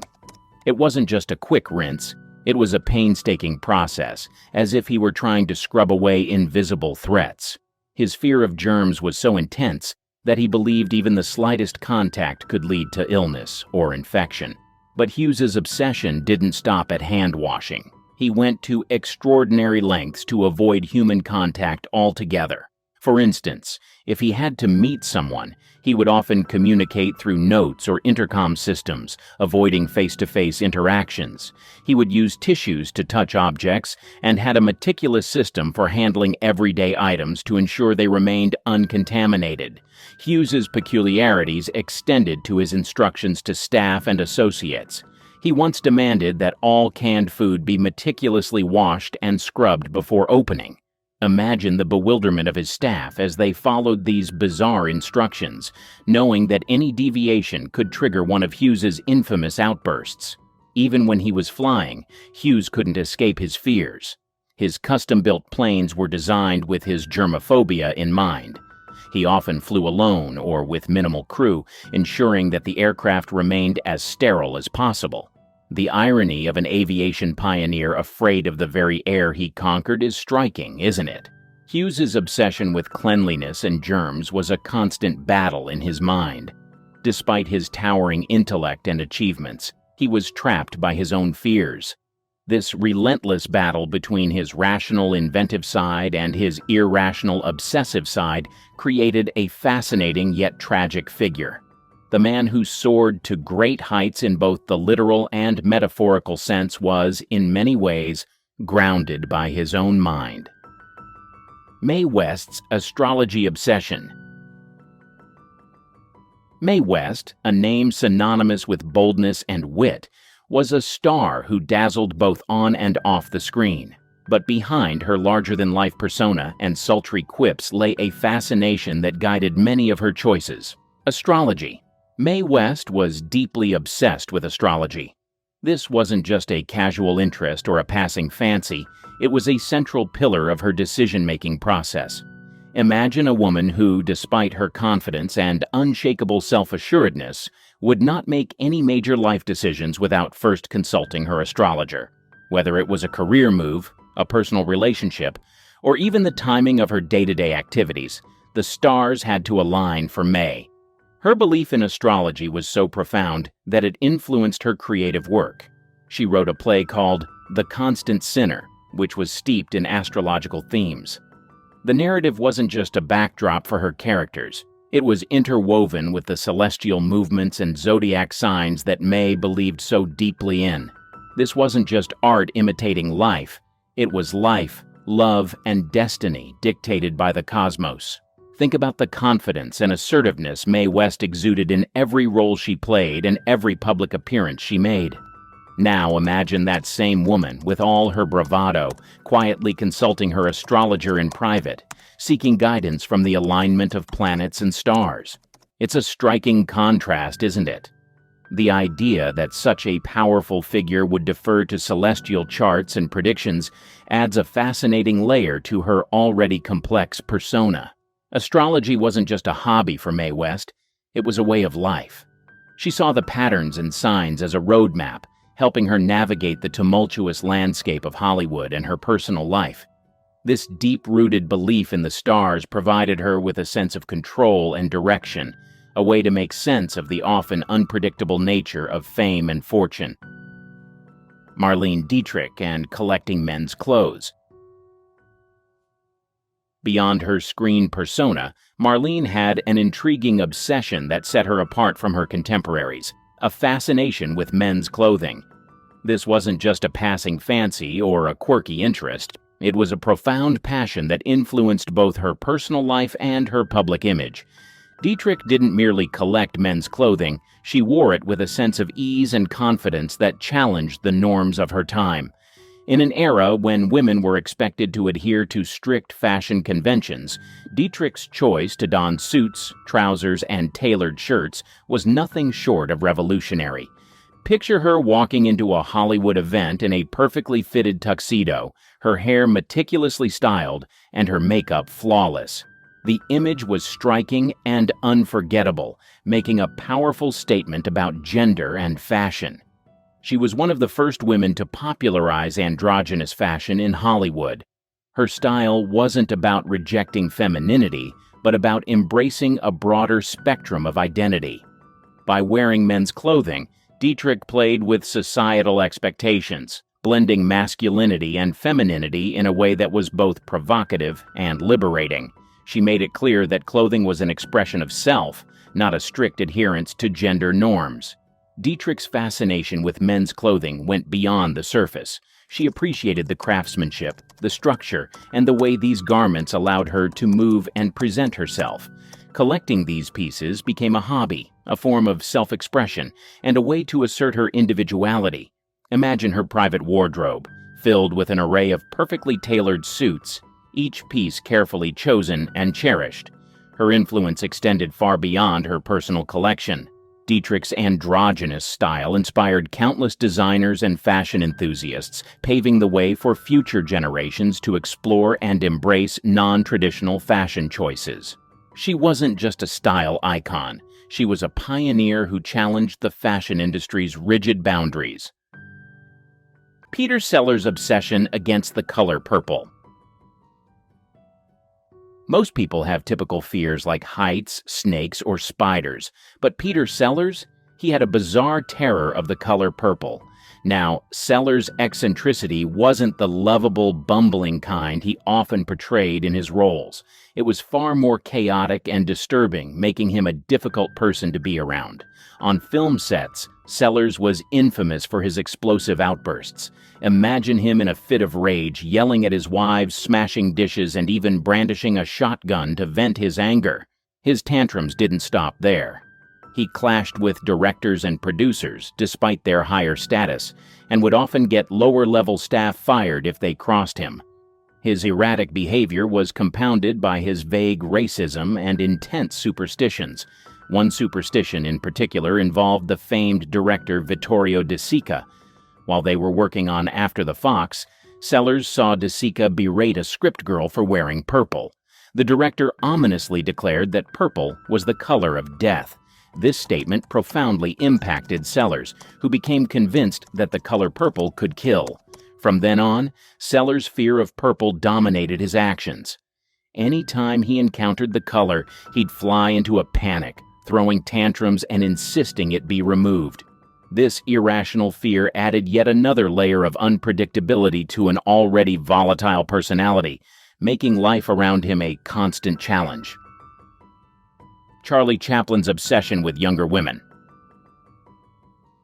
Charlie Chaplin, the legendary actor, filmmaker, and comedian, known for his iconic character, the Little Tramp, also had a much darker side to his personal life.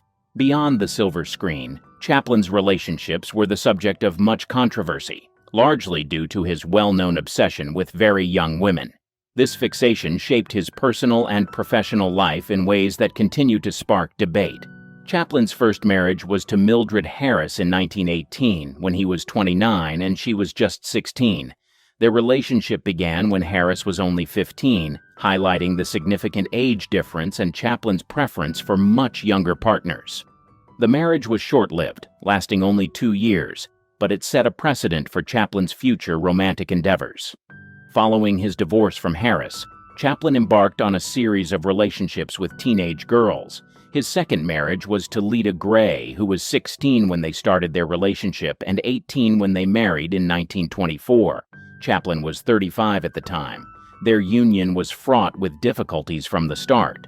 Gray's youth and inexperience clashed with Chaplin's controlling nature, leading to a tumultuous relationship that ended in a highly publicized and acrimonious divorce.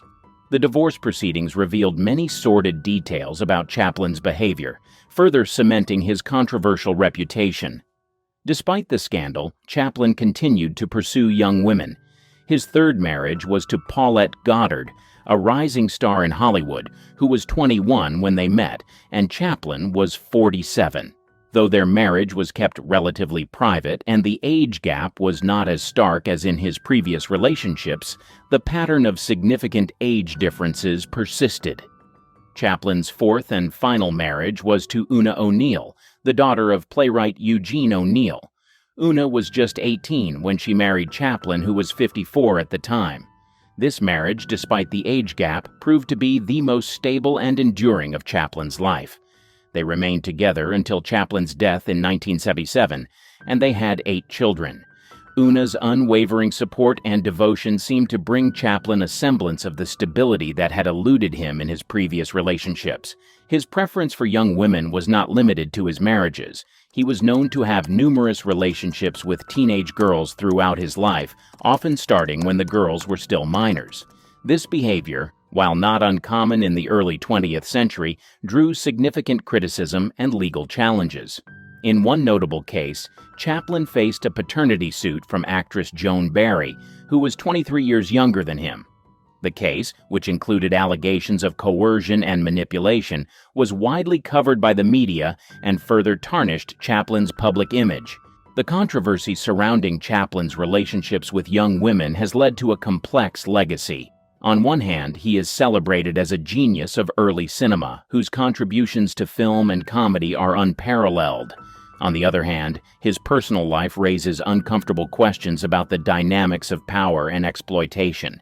Chaplin's behavior reflects the broader societal attitudes of his time, where older men often pursued younger women, sometimes with dire consequences. Gloria Swanson's obsession with health and fasting. Gloria Swanson, one of Hollywood's most glamorous and enduring stars, was not only known for her striking beauty and acting prowess, but also for her intense dedication to health foods and fasting. Decades before the wellness industry became mainstream, Swanson was a pioneer in the realm of health and nutrition, turning her lifestyle into a fervent obsession that shaped her daily routines and public persona. Swanson's journey into the world of health foods and fasting began at a time when processed foods were becoming increasingly popular in America. Rejecting this trend, she delved into natural and organic eating habits, believing that what she consumed had a direct impact on her overall well-being and longevity. Her approach to diet was meticulous and uncompromising. She scrutinized every ingredient, ensuring that her meals were not only nutritious but also free from any artificial additives or preservatives. Her commitment to healthy foods extended beyond just eating organic produce. Swanson embraced a diet rich in raw vegetables, fruits, nuts, and seeds, long before such dietary choices became fashionable. She was particularly fond of juicing, often preparing fresh vegetable and fruit juices to maintain her energy and vitality. This dedication to a clean diet was not merely a fad for Swanson. It was a deeply ingrained lifestyle choice that she believed was essential for sustaining her health and beauty. In addition to her strict dietary habits, Swanson was a firm believer in the benefits of fasting. She would often embark on long fasts, abstaining from food for extended periods to cleanse her body and mind. These fasts were not just about physical health. Swanson saw them as a way to achieve mental clarity and spiritual renewal. Her fasting routines were rigorous, sometimes lasting several days, during which she would consume only water or freshly squeezed juices. This practice was unconventional and even controversial at the time, but Swanson was unwavering in her belief in its benefits. Swanson's obsession with health foods and fasting was also evident in her social interactions and public appearances. She often spoke about her dietary practices, sharing her knowledge and experiences with others. She became an advocate for healthy living, encouraging those around her to adopt similar habits. Her influence extended to her close circle of friends and colleagues in Hollywood, many of whom were inspired by her dedication and began to explore healthier lifestyles themselves. Her commitment to health was not without its challenges. Swanson faced skepticism and criticism from those who viewed her practices as extreme or unnecessary. However, she remained steadfast, confident in the knowledge that her choices were beneficial. Her dedication to health and wellness was a testament to her discipline and determination, qualities that also defined her illustrious career. Swanson's approach to health was holistic. She believed in the interconnectedness of physical, mental, and emotional well-being. This belief guided her lifestyle choices, from her diet and fasting routines to her emphasis on regular exercise and stress management. She practiced yoga and meditation, long before these practices became popular in the West, as part of her daily regimen to maintain balance and harmony in her life. Her obsession with health foods and fasting also influenced her work. Swanson often took on roles that reflected her personal beliefs, portraying characters who embodied strength, resilience, and a sense of well-being. Her off-screen persona, as a health-conscious and disciplined individual, became an integral part of her public image, distinguishing her from many of her contemporaries. Without a doubt, Hollywood has its secrets. In the same vein, Hollywood stars have their own secret that they would rather have taken to the grave. However, some of these secrets found their way out and would leave even the most loyal of fans with their jaws open in pure shock and even terror. Some of these Hollywood stars had some twisted fetishes and pleasures that they enjoyed in the privacy of their own homes or secret places. Some of them will shock you, others will send shivers down your spine. Jean Arthur's journey through Hollywood was unlike any other. With a career that spanned over 3 decades, she delivered performances that have since become benchmarks of the golden age of cinema. Yet, for someone so visible on the silver screen, Arthur was a figure of profound privacy, her off-screen life a stark contrast to the characters she so vivaciously brought to life. But who was Jean Arthur truly? Beyond the laughter and the acclaim, beyond the roles that made her a household name, there lay a woman of complexity, a soul who sought solace away from the cacophony of fame. Arthur's reluctance to embrace her celebrity status, her battles with anxiety, and her eventual retreat from Hollywood form a narrative as compelling as any of her films. This video seeks to peel back the layers of Jean Arthur's quiet radiance, to explore the dichotomy of a woman who was both a beacon of talent on screen and an enigma off it. From her early days in silent films to her unforgettable roles in classics directed by the likes of Frank Capra and George Stevens, we delve into the life of a woman who, despite her best efforts to remain out of the limelight, left an indelible mark on the industry and on the hearts of those who watched her. The rise of Jean Arthur. Jean Arthur's journey to becoming a beloved icon of Hollywood's golden age is a tale of resilience, talent, and an unmistakable voice that captivated audiences worldwide. Born Gladys Georgiana Green in 1900 in Plattsburgh, New York, Arthur's early life was marked by frequent moves, reflecting a restless spirit that would later define her career. Her entry into the world of acting was not a straightforward path. It was paved with the kind of determination and grit that characterized many of Hollywood's self-made stars. Arthur's foray into acting began in the early 1920s, a time when the film industry was undergoing significant transformations. The silent era was in full swing, and Hollywood was a burgeoning hub of creativity and innovation. Arthur's initial roles were small, often uncredited parts in silent films, where her distinctive presence began to draw attention. Despite the limitations of these early roles, Arthur's persistence paid off, leading to more substantial parts that showcased her range and depth as an actress. The transition from silent films to talkies in the late 1920s and early 1930s was a tumultuous period for many actors, whose careers were abruptly ended by the new demand for a different kind of on-screen presence. However, for Arthur, the advent of sound cinema provided an opportunity to leverage her most unique asset, her voice. Described as a mix of a squeak and a melodious lilt, Arthur's voice became her signature, setting her apart from her contemporaries and endearing her to audiences and critics alike. Arthur's breakthrough came with her role in The Whole Town's Talking, 1935, a performance that showcased her comedic timing and charm. However, it was her collaboration with director Frank Capra that catapulted her to stardom.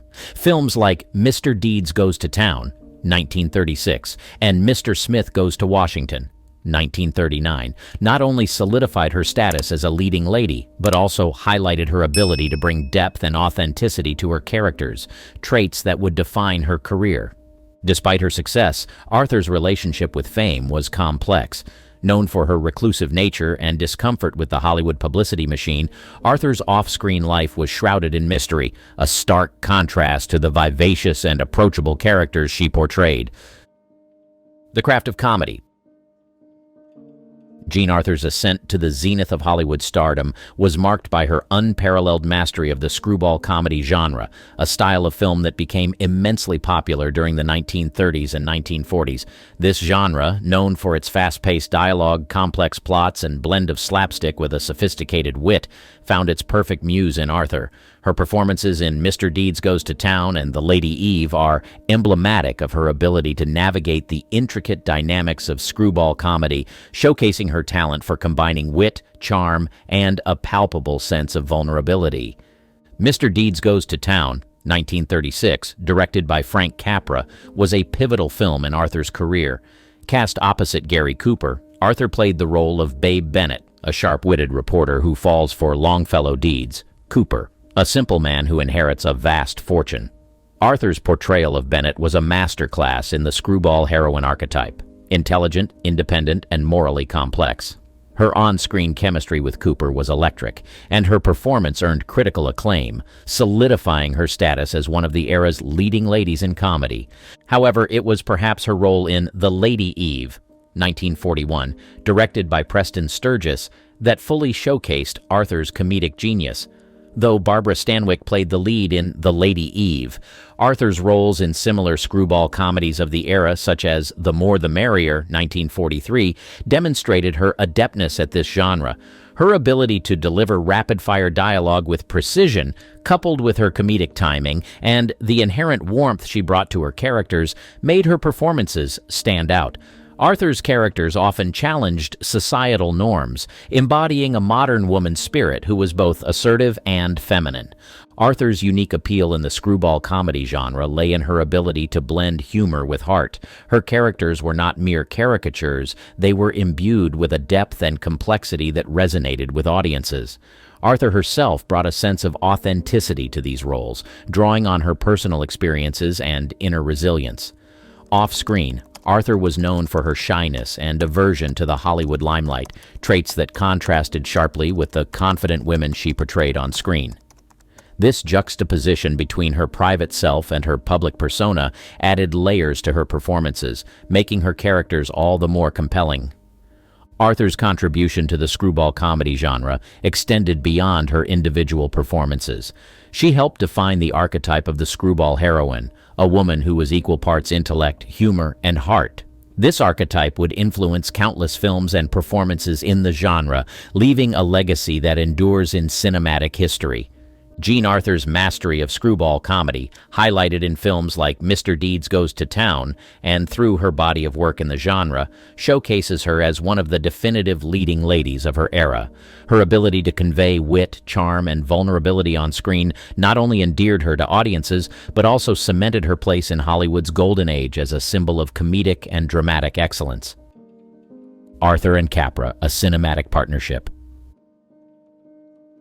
The collaboration between Jean Arthur and Frank Capra is one of Hollywood's most celebrated director-actor partnerships, emblematic of a period when cinema was as much about entertainment as it was about conveying poignant social messages. This partnership flourished during the 1930s, a time of significant social and economic upheaval in the United States. Capra, with his deeply ingrained belief in the goodness of the common man and his critique of unchecked power, found in Arthur not just a talented actress, but a conduit for his themes of integrity, resilience, and social justice. Their collaboration produced several films, but none more significant than Mr. Smith Goes to Washington, 1939, a film that has come to define American ideals of democracy and individual agency.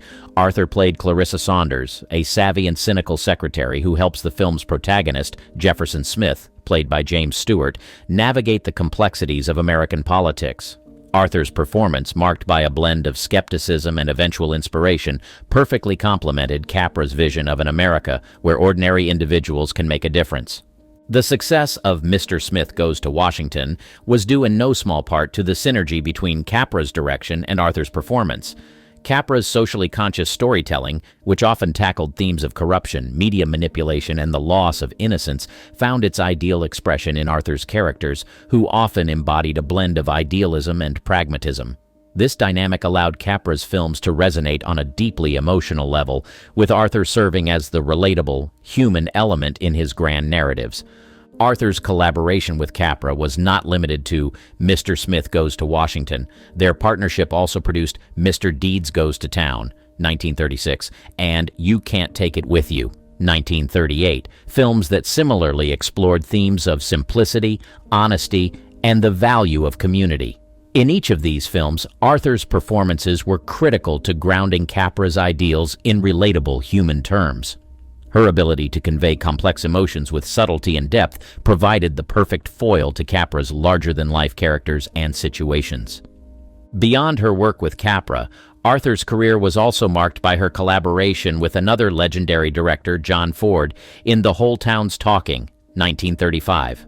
While her partnership with Ford was not as extensive as with Capra, it further showcased her versatility as an actress and her ability to adapt to different directorial styles. Ford, known for his portrayal of American myths and landscapes, utilized Arthur's talent to explore themes of identity and redemption, adding another layer to her already diverse career. The Reluctant Star. Jean Arthur's luminous presence on the silver screen belied a deeply private nature, a paradox that defined her career and personal life. Despite her undeniable talent and the acclaim that came with it, Arthur was known for her shyness and aversion to the Hollywood limelight, a reluctance that stood in stark contrast to the bold, spirited characters she portrayed. This chapter delves into the complexities of Arthur's stardom, exploring how her reluctance to embrace fame contrasted sharply with her on-screen persona and professional success. Arthur's preference for privacy over public accolades was well known within the industry. Unlike many of her contemporaries, she eschewed the typical trappings of Hollywood fame, rarely appearing at public events or participating in the studio's publicity efforts beyond what was contractually required. Interviews with Arthur were scarce, and she was known to be uncomfortable with the fanfare and attention that came with her profession. This reticence extended to her personal life, which she guarded fiercely, leading to much speculation and mystery surrounding the actress. Despite her aversion to the spotlight, Arthur's talent could not be contained. On screen, she exuded a natural warmth and charisma, endearing her to audiences and making her one of the most beloved actresses of her time. Her ability to convey strength, vulnerability, and humor, often simultaneously, made her performances compelling and relatable. Arthur's work with directors like Frank Capra highlighted her unique appeal, showcasing her as the quintessential everywoman who embodied American ideals of integrity and resilience. The contrast between Arthur's public and private selves raises questions about the nature of stardom and the expectations placed on public figures. Arthur's career coincided with the golden age of Hollywood, a time when stars were expected to maintain a certain image and availability to their fans. Her reluctance to participate in this aspect of her profession was seen as unconventional, even problematic, by studio executives who relied on star power to promote their films. Yet, Arthur's insistence on maintaining her privacy can also be viewed as a form of resistance against the commodification of celebrity and an assertion of her autonomy. Arthur's shyness and preference for privacy did not diminish her professional dedication. Colleagues and directors often spoke of her commitment to her craft, her meticulous preparation for roles, and her ability to transform once the cameras were rolling. This professionalism, coupled with her natural talent, ensured that Arthur's career thrived despite her aversion to the spotlight. Pioneering feminine archetypes. In an era when women on screen were often relegated to secondary or stereotypical roles, Arthur's characters stood out for their strength, intelligence, and independence. Her portrayal of such roles contributed to evolving representations of women in cinema, offering audiences a glimpse of a more nuanced and empowered female identity. Arthur's characters were often women ahead of their time, navigating professional and personal challenges with a blend of resilience and grace. In Mr. Deeds Goes to Town, she plays a savvy reporter who, despite her initial cynicism, reveals a deep capacity for empathy and integrity. Similarly, in Mr. Smith Goes to Washington, Arthur portrays a seasoned political aide who becomes an invaluable ally to James Stewart's idealistic senator, showcasing her character's intelligence and political acumen. These roles, among others, positioned Arthur as an actress capable of conveying complex female experiences, breaking away from the damsel in distress archetype prevalent in many films of the era. Arthur's on-screen personas resonated with the emerging sensibilities of a society on the cusp of significant social change. The 1930s and 1940s were decades marked by economic turmoil, war, and the beginning of shifts in gender dynamics. Women were entering the workforce in unprecedented numbers, and their roles within the family and society at large were beginning to evolve. Arthur's characters reflected this shift, embodying the aspirations and challenges of a generation of women seeking greater autonomy and recognition. Moreover, Arthur's collaboration with directors like Frank Capra further amplified her impact on the portrayal of women in cinema. Capra's films, known for their social commentary and exploration of American ideals, provided Arthur with a platform to showcase her range as an actress and to bring to life characters that were both relatable and inspirational. Her performances in Capra's films not only entertained, but also provoked thought about the role of women in society, their capacity for leadership, and their right to pursue personal and professional fulfillment. Jean Arthur's contribution to cinema extends beyond her individual performances to include her influence on the portrayal of women on screen. By taking on roles that challenged traditional gender roles, Arthur paved the way for future generations of actresses. Her legacy is evident in the increasingly complex and diverse representations of women in film, a testament to her enduring impact on the industry. Arthur's reluctance to embrace the trappings of fame, coupled with her commitment to portraying strong, intelligent women, underscores the duality of her legacy. Off-screen, she was a private individual who shied away from the spotlight, yet on-screen, she represented a progressive vision of womanhood. This duality enriches Arthur's legacy, making her not just a celebrated actress of Hollywood's golden age, but also a pioneering figure in the evolution of women's representation in cinema. The transition to stage and television. Jean Arthur's transition from the silver screen to the stage and television marked a significant shift in her career, reflecting her desire to explore different facets of acting and to engage with new audiences. This chapter delves into the later part of Arthur's career, highlighting her notable stage performances and her role in the television series The Jean Arthur Show, underscoring her continued impact on the performing arts. After achieving considerable success in Hollywood, Arthur's career took a turn as she began to seek opportunities beyond film.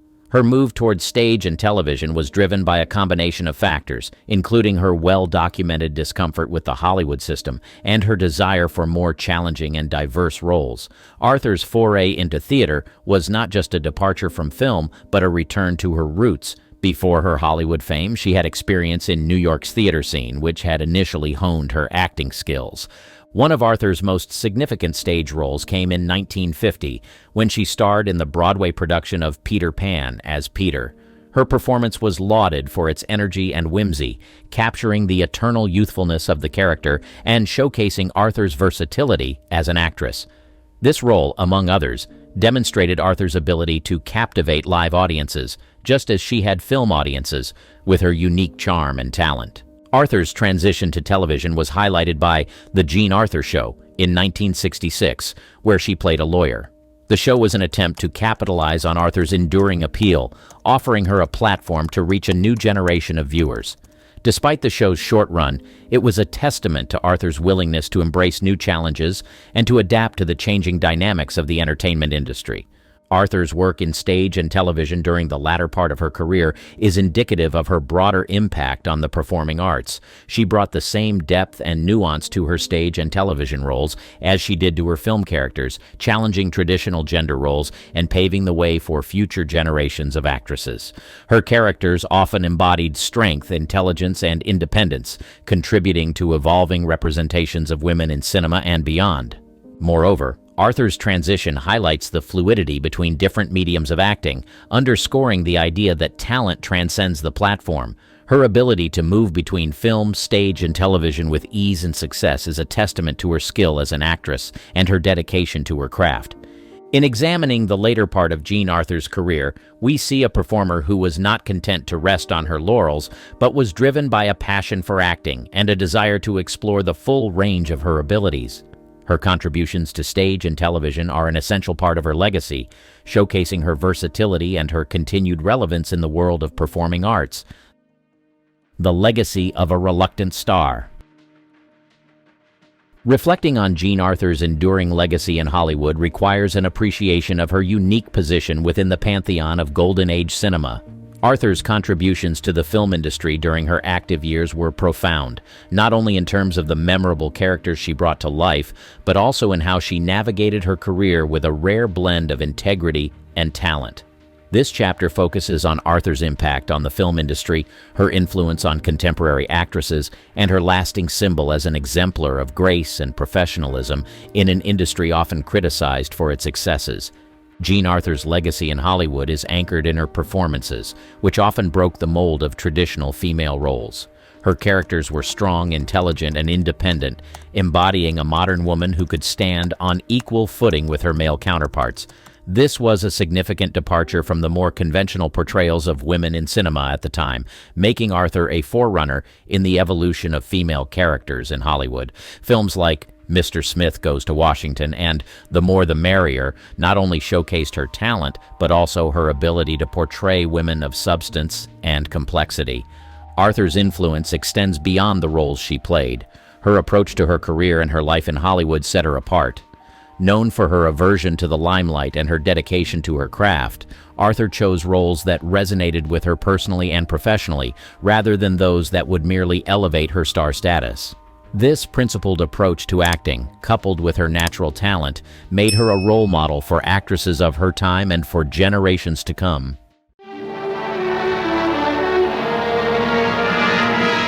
In the Golden Age era of Hollywood, there was less tolerance for affairs and illegitimate children. It could be the end of your career as an actor, and it's like putting a noose over your life socially. So imagine being born as an illegitimate child here. Some were terminated before they even got a chance to breathe. Others were condemned and forced to live in shame. But their stories would break your heart into a million pieces. Things like that can only happen in a country like America. Judy Lewis.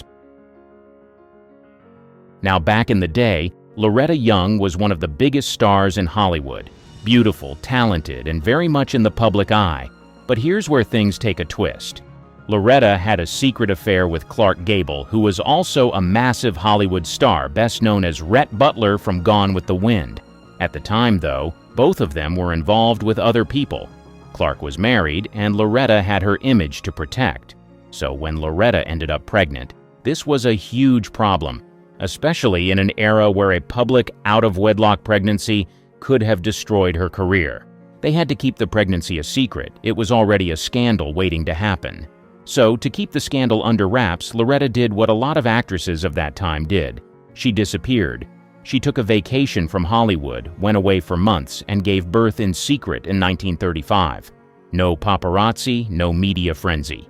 She had everything planned out to the last detail, even hiding the pregnancy from most of the people closest to her. It was the perfect plan.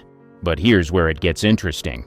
When she eventually returned to Hollywood, she didn't just reveal that she had a baby. No, she made it seem like she had adopted this little girl, Judy, a year later. Imagine that. A mother adopting her own child and keeping it a secret from nearly everyone, including the child herself. That's the kind of secrecy that dominated the golden age of Hollywood. For most of Judy's childhood, she had no idea who her real parents were. She grew up believing that Loretta was just her adoptive mother. But before then, Lewis went through hell. After she was born, Loretta Young didn't bring her daughter home right away. Instead, Judy spent the first 19 months of her life in various hideaways and orphanages. Loretta was still trying to keep the whole situation under wraps. Eventually, she adopted Judy, which, as we know now, was just part of her plan to conceal the truth about Judy's parentage. When Judy was around 4 years old, Loretta married a radio producer named Tom Lewis. That's when Judy took his last name, becoming Judy Lewis. Loretta and Tom had 2 more kids together, 2 sons, Christopher and Peter. So now Judy's growing up in this family and she's finally happy and at peace, but there's one small problem. She looks a lot like Clark Gable, especially those famous ears of his that stuck out. It was a resemblance that was hard to ignore. But you would not believe what her mother, Loretta, did next. She actually had Judy undergo a painful surgery to pin her ears back up when she was just 7 years old. It was yet another attempt to hide the truth about who Judy's real father was. Can you imagine that? Going through surgery just to keep up appearances? Then, when Judy was about 15, her mother made another film with Clark Gable called Key to the City. During that time, Gable came over to visit Loretta's house, and that was the one and only time Judy ever met him. He asked her a few questions about her life, then kissed her on the forehead when he left. The kicker? Judy had no idea that Gable was her biological father. He was just this famous guy who stopped by for a brief visit. As Judy got older, she started to feel the weight of all the secrecy. She talked about how isolated and confused she felt growing up, like something was always off, but she couldn't quite put her finger on it. She didn't feel fully connected to her family, and it's no wonder why. She was living in this web of lies and half-truths that shaped her entire childhood. It must have been incredibly tough knowing something was wrong but not being able to understand what it was until much later in life. Judy finally learned the truth in the most heartbreaking way possible as an adult. She found out that the woman who raised her was actually her biological mother, and her father was none other than Clark Gable, the biggest heartthrob of his time. Loretta kept this secret for so long, and when Judy finally confronted her, Loretta admitted it, but still refused to publicly acknowledge the truth. Can you imagine the pain Judy must have felt knowing her whole life had been a lie? She spent much of her adulthood grappling with feelings of abandonment and betrayal, constantly wondering why her mother couldn't just be honest with her. To make matters worse, Clark Gable never had any real involvement in Judy's life. He didn't acknowledge her, and he never played a fatherly role. This had to be tough for Judy, growing up in the shadow of two Hollywood legends but never fully knowing or being accepted by them. So, for Judy, the scandal haunted her throughout her life. She wrote a memoir about it later, expressing how much the secrecy and lies affected her. She carried that burden, always wondering why she wasn't publicly acknowledged and why her mother chose to keep such a vital part of her identity hidden. It's the kind of story that really makes you feel for the people who lived behind the glittering Hollywood curtain, where image was everything and human emotions were often sacrificed for the sake of stardom. Robertino Rossellini. It all started back in 1949. Ingrid Bergman was already one of the biggest stars in Hollywood, but she wasn't just about fame. She genuinely admired good filmmaking. Two films by Italian director Roberto Rossellini had really caught her attention, and instead of just being content with watching from afar, Bergman decided to write him a letter. In this letter, she expressed how much she loved his work and casually suggested they collaborate on a film. And, well, let's just say things escalated from there. Rossellini was quick to cast Bergman in his next project, Stromboli, and this is where the sparks really started to fly. During the production of the film, Bergman and Rossellini began an affair. Now, keep in mind, Bergman was still married to Petter Lindstrom at the time, but the chemistry between her and Rossellini was undeniable, and soon enough, it turned into something much more serious. And as you might already know by now, back in the 1950s, this wasn't just gossip. It was a full-blown scandal. Hollywood had a very polished image to uphold, and having one of their biggest stars involved in an extramarital affair was a no-no. But soon enough, it got 10 times worse when Ingrid got pregnant as a result of her affair and eventually gave birth to a son named Robertino Rossellini in 1950. Now, as you can imagine, this was a huge deal, and not in a good way. This sent shockwaves through the entertainment industry. People were not only shocked that she had a child out of wedlock, but the affair itself felt like a betrayal to her public image. Bergman went from being one of the most beloved actresses in the world to a symbol of moral outrage almost overnight. She was condemned by Hollywood, criticized by the press, and even denounced on the floor of the U.S. Senate. Imagine that. A senator actually called her out as being an example of perverted morals. As for Robertino, he was born into the eye of the storm. His very existence was the center of this scandal, and that had to have some serious consequences on his life. First off, he had a strained relationship with Hollywood from the get-go. He wasn't just another kid. He was the product of one of the most controversial love affairs of the era. It's one thing to have famous parents, but to be born into a situation where the world views your birth as a scandal? That's a tough legacy to carry. Bergman's career took a huge hit, too. She was shunned by Hollywood for years, which meant that Robertino grew up in a time where his mother's name was often associated with disgrace, rather than the legendary actress she was. She moved to Italy to be with Rossellini, and while her career eventually bounced back, that period was marked by rejection and judgment, not just for her, but for her son too. Imagine growing up knowing that your birth was the reason your mother was ostracized from an entire industry. That's a lot for a kid to carry. The damage to Robertino wasn't just public, it was personal. Having to grow up in the shadow of such a high-profile affair with parents who were constantly in the media for their turbulent relationship must have been emotionally taxing. His childhood was essentially defined by his parents' scandal, and it's hard to feel like you're living a normal life when the world already has its opinions about your family before you even know what's going on. So, in a way, Robertino's life was shaped, and possibly even damaged, by the choices his parents made and the public's harsh reaction to those choices. He was innocent in all of it, but he still had to deal with the fallout, and that's a burden no child should have to bear. The child that was never born. It's the 1940s, and Gary Cooper is the ultimate Hollywood heartthrob, right? And then you've got Patricia Neal, a talented actress who absolutely adores him. They start this passionate affair, and it's the kind of scandal that makes headlines everywhere. But here's the problem. Cooper was already married, which added a whole layer of drama to the situation. Now, Patricia is head over heels for him, but the reality of their secret relationship weighs heavily on her. Can you imagine being in love with someone who's not really available? It's like being trapped in a plot of a melodrama, but it's real life, and it's messy. Then things get even more intense. Patricia finds out she's pregnant, and it's like a roller coaster ride of emotions. She's excited about the possibility of a new life, but that happiness quickly turns into dread because Cooper, worried about the inevitable scandal, pressures her to terminate the pregnancy. Here's this woman, madly in love, and then faced with a heartbreaking decision that she never saw coming. It's gut-wrenching to think about how alone and devastated she must have felt during that time. After the affair fizzles out, Patricia picks herself up and continues to shine in Hollywood. She earns some serious accolades for her performances, which is great and all, but you can't shake the feeling that that chapter of her life lingers like a shadow. Even with all the success, she later reflects on how this experience haunted her. It's gut-wrenching to think that this child, innocent and unknowing, would never have the chance to laugh, cry, or grow up. There's no opportunity to experience the world, to find their place in it, or even to learn about their famous parents. They're just gone. And it's not because of anything they did, but because of the choices made by the adults around them. This situation not only left Patricia heartbroken, but also brought up feelings of loss and grief that would linger with her for years.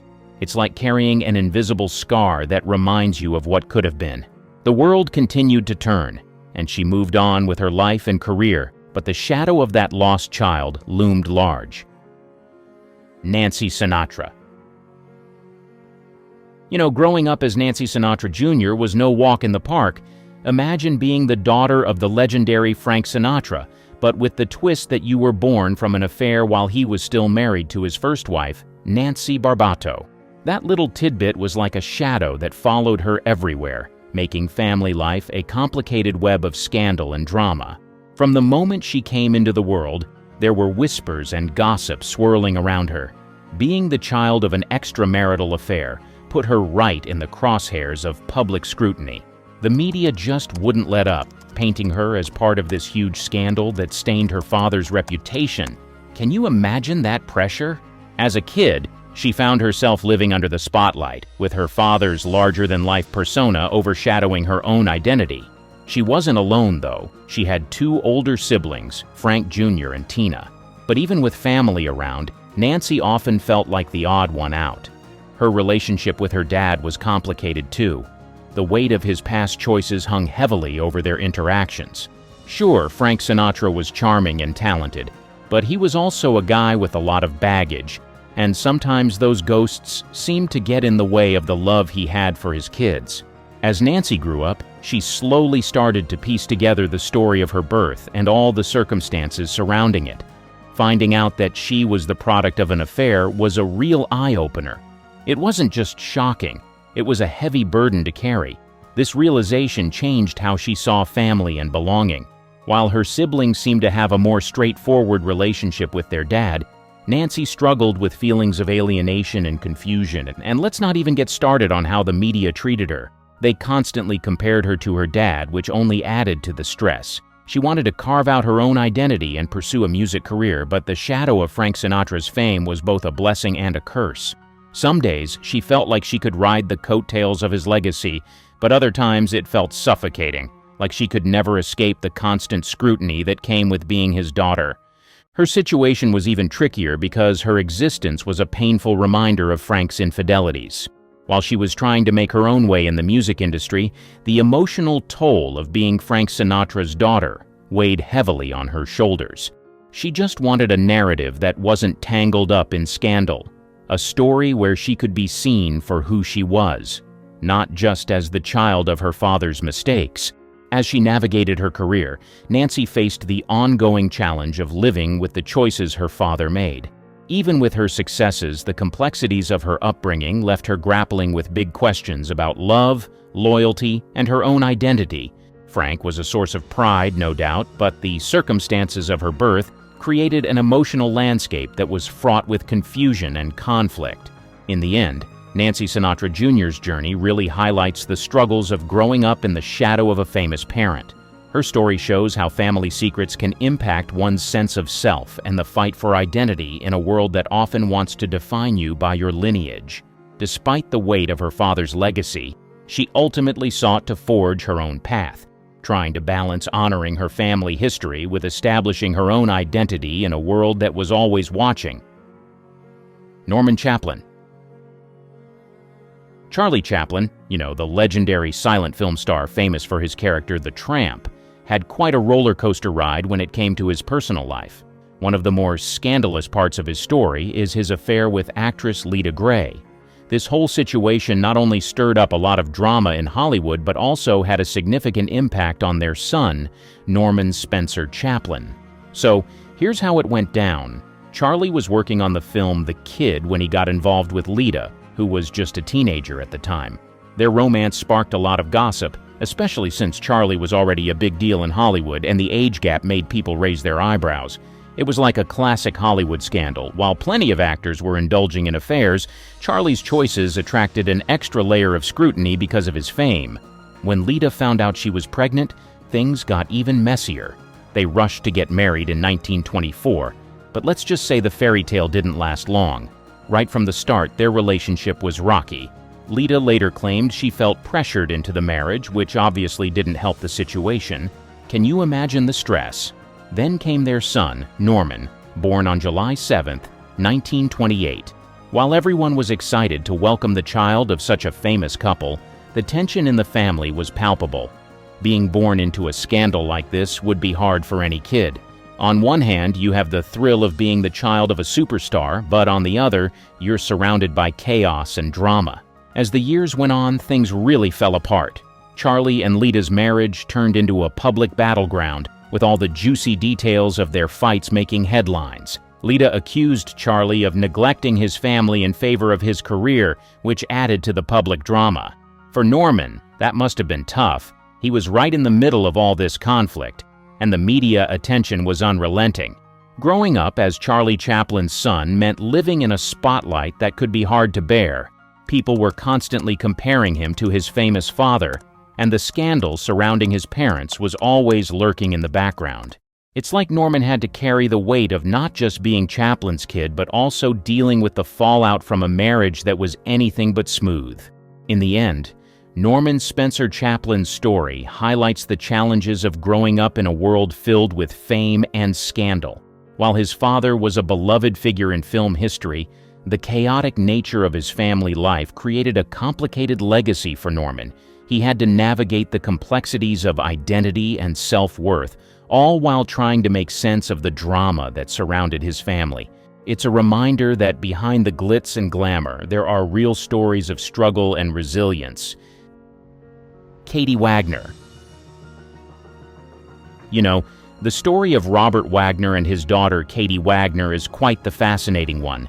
So, Robert Wagner, the charming actor known for his roles in classic films and hit TV shows, had a brief relationship with actress Marion Marshall, and from that romance came Katie. Now imagine being born into this whirlwind of Hollywood drama. Katie's birth came with its fair share of complications. Robert was a rising star, and Marion was no slouch either, but the relationship was short-lived. They weren't together for long, and soon after, Wagner went on to marry the stunning Natalie Wood, which added a whole new layer of complexity to Katie's life. Growing up, Katie found herself navigating this chaotic family landscape. It must have been tough, with her father's high-profile marriage to Natalie Wood, who was one of the biggest stars of the era. Katie was often caught in the crossfire of public attention. You can only imagine the pressure of living up to that legacy. Katie often felt like she was trying to carve out her own identity while living in the shadow of her father's fame and the incredible talent of her stepmother. Every time someone brought up her father, they would also mention Natalie, which had to be both a blessing and a curse. On one hand, it meant she had a famous father, but on the other, it meant she was constantly compared to two larger-than-life figures. It was like trying to find her own voice in a chorus of celebrity. And let's be honest, Hollywood can be a tough place to grow up, especially when you're the daughter of someone like Robert Wagner. It's not just about being the child of a famous actor. It's about dealing with the intricacies of family relationships that come with that fame. Katie's experience highlights the complexities many children of stars face. Even though Robert Wagner loved her and wanted the best for her, the dynamics of his relationships and the scrutiny from the media must have been challenging for her. It's a classic tale of trying to navigate a path when everyone else seems to have their eyes on your family drama, making it difficult to define who you are outside of that narrative. Ultimately, Katie Wagner's story is a reminder of the challenges that come with having a famous parent. It's a delicate dance of trying to embrace that legacy while also striving to stand out on her own terms. Beneath the shimmering surface of Hollywood's golden age, a labyrinth of secrets and scandals lay hidden. Among the glittering stars and cinematic masterpieces, the private lives of Tinseltown's finest were often shrouded in mystery and intrigue. But sometimes the veil would slip, revealing tales so unexpected and controversial, they seemed ripped from the pages of a screenplay. Take, for instance, the luminous Ava Gardner, whose tumultuous love affair with Frank Sinatra captivated the public. Or the legendary Spencer Tracy, whose off-screen life was as complex and compelling as his on-screen performances. These were not isolated incidents, but part of a larger narrative, a tapestry woven with hidden liaisons, secret children, and forbidden love. In this video, we peel back the curtain on Hollywood's most closely guarded secrets, the children born out of the spotlight, away from the prying eyes of the press and the public. From the whispered rumors of clandestine pregnancies to the undeniable truths that emerged years later, these stories reveal a different side of the stars we thought we knew. We'll explore the lives of those who grew up in the shadows of fame, their existences marked by a legacy they had no part in choosing. These are not just tales of scandal and sensation, but of real people searching for identity and belonging in the aftermath of decisions made long before their time. The early days of Hollywood. In the nascent days of Hollywood, a burgeoning film industry began to cast its first shadows on the silver screen, giving rise to a new breed of American royalty, the movie star. This era, marked by the silent film age and the transition to talkies, was a time of innovation, glamour, and boundless possibilities. Yet, beneath its glittering surface, the personal lives of its stars were often mired in complexity and secrecy, particularly when it came to matters of the heart and family. One of the most emblematic figures of this era was Clara Bow, known as the It Girl, who embodied the carefree, vivacious spirit of the Roaring '20s. Bow's on-screen persona captivated millions, but her off-screen life was fraught with challenges, not least of which were the rumors that swirled around her personal relationships and the children she was rumored to have had out of wedlock. While no concrete evidence exists to confirm these children, the speculation around Beau's private life underscores the intense scrutiny and moral policing faced by female stars of the time. The early Hollywood studio system, with its rigid control over actors' images and personal lives, played a significant role in shaping the narrative around its stars.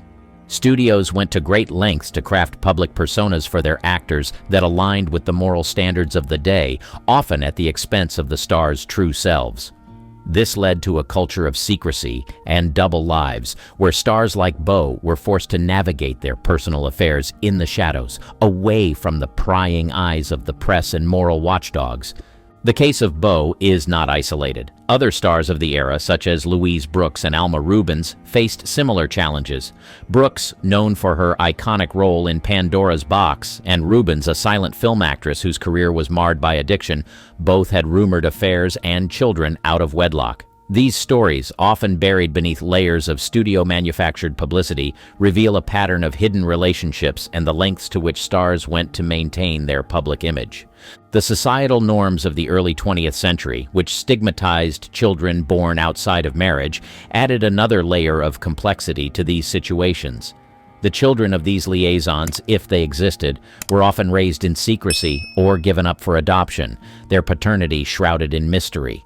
This practice was not limited to Hollywood, but was reflective of broader societal attitudes towards illegitimacy and the sanctity of the traditional family unit.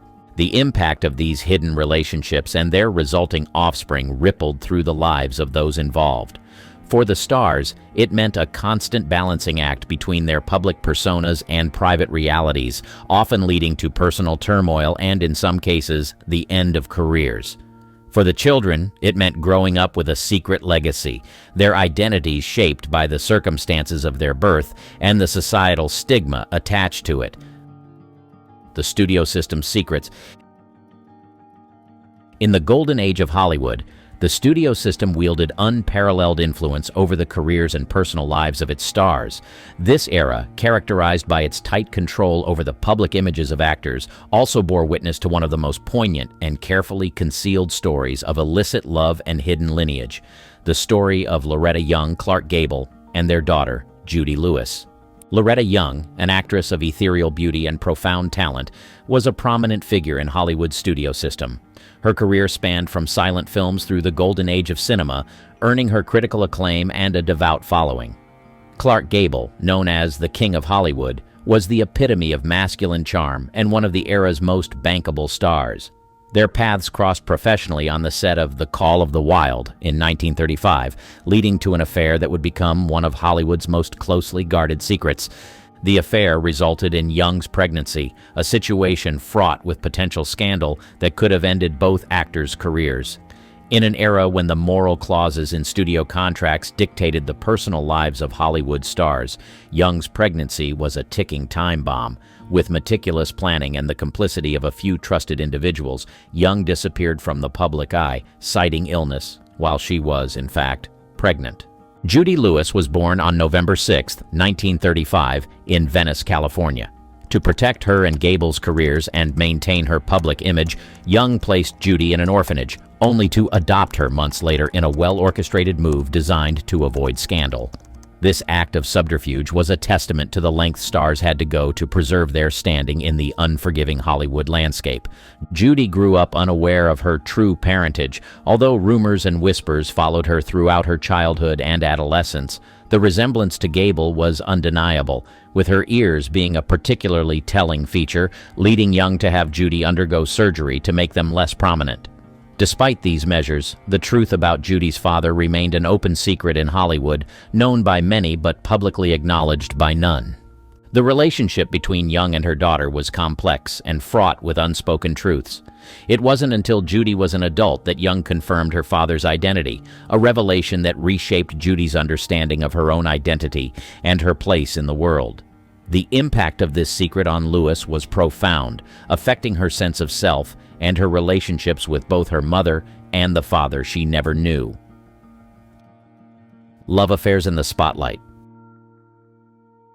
The story of Ingrid Bergman and Roberto Rossellini is a tale of passion, art, and scandal that shook the foundations of Hollywood's golden age and challenged the moral compass of the era. Bergman, a Swedish actress renowned for her luminous beauty and profound talent, had captivated American audiences with her performances in films such as Casablanca and Gaslight, for which she won her first Academy Award. Rossellini, an Italian film director, was a leading figure in the neorealism movement, known for his raw and authentic portrayal of post-war Italy. Their union was not just a merging of two cinematic worlds, but also a love affair that defied conventions and sparked international controversy. Their story began in the late 1940s when Bergman, then married to Dr. Petter Lindström, wrote a letter to Rossellini expressing her admiration for his work and her desire to make a film with him. This correspondence led to Bergman's starring role in Stromboli, 1950, directed by Rossellini. During the production of the film, their professional relationship blossomed into a romantic affair, a development that would have profound personal and professional repercussions. The affair became public knowledge when Bergman became pregnant with Rossellini's child. In an era when Hollywood's moral code was strictly enforced and the personal lives of its stars were subject to public scrutiny, the revelation of their relationship was scandalous. Bergman, who had been revered as a symbol of grace and virtue, was now vilified in the press, condemned by the public, and even denounced on the floor of the United States Senate for immoral conduct. The birth of their son, Renato Roberto Giusto Giuseppe Rossellini, in 1950, and later the twins Isabella and Ingrid Rossellini, only intensified the scandal. Bergman's marriage to Lindström ended in divorce, and she married Rossellini in 1950. However, the damage to her public image was significant. Bergman was forced to leave Hollywood and would not return to the American screen for several years. The relationship between Bergman and Rossellini and the birth of their children marked a significant moment in Hollywood history. It challenged the industry's and society's expectations of female stars, highlighting the double standards applied to women's personal and professional lives. Bergman's career, although temporarily derailed, eventually recovered. She went on to win 2 more Academy Awards, proving that talent could overcome scandal. The children of Bergman and Rossellini grew up in the shadow of this controversy, but carved out their own paths. Isabella Rossellini became a successful actress and model, while Ingrid Rossellini pursued a career in academia. Renato Rossellini, though less in the public eye, also made his mark away from the glare of the scandal that had surrounded his birth. The rock and roll era. The affair between Eddie Fisher and Elizabeth Taylor is one of Hollywood's most notorious scandals, emblematic of the changing social mores and the increasing scrutiny of celebrity personal lives in the post-war era. Fisher, a popular singer, and Taylor, a film star of unparalleled beauty and talent, found themselves at the center of a media storm that would have lasting repercussions on their careers and personal lives, particularly impacting Fisher's family with Debbie Reynolds. Eddie Fisher and Debbie Reynolds were America's sweethearts, their marriage seemingly a fairy tale union of 2 beloved entertainers. They had 2 children, Carrie and Todd Fisher, completing the picture of domestic bliss. However, the stability of their marriage was shattered by Fisher's affair with Elizabeth Taylor, who was then the widow of Fisher's best friend, Mike Todd. The affair not only ended Fisher's marriage to Reynolds, but also ignited a public scandal that dominated headlines and captivated the American public. The impact of the affair on Fisher's children with Reynolds was profound and multifaceted. Carrie Fisher, who would later achieve fame as an actress, writer, and Hollywood icon in her own right, spoke openly about the pain and confusion the scandal caused her as a child. The very public nature of her parents' divorce and her father's subsequent marriage to Taylor placed Carrie and her brother Todd in an unwelcome spotlight, subjecting them to public scrutiny and media speculation at a young age. The affair and its fallout marked a significant moment in the evolution of celebrity culture. It highlighted the growing power of the media to shape public perceptions of stars and underscored the vulnerability of celebrity marriages to public and press intrusion. Fisher's career suffered in the aftermath of the scandal, with his public image tarnished by his role in the breakup of his marriage to Reynolds.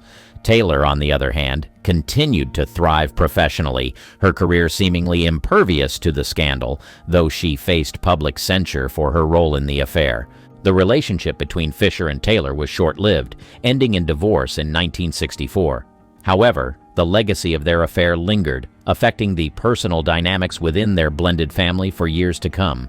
Carrie Fisher's relationship with her father was strained, a theme she would explore in her writing and interviews, offering insight into the complex nature of familial bonds in the aftermath of public scandal. The Golden Age's hidden stories. Spencer Tracy's career spanned over 3 decades, during which he became one of Hollywood's most respected actors. His on-screen chemistry with Katharine Hepburn, with whom he made 9 films, is legendary. Off-screen, Tracy's life was intensely private, marked by struggles with alcoholism and a complex relationship with Hepburn that was both a profound partnership and a source of endless speculation.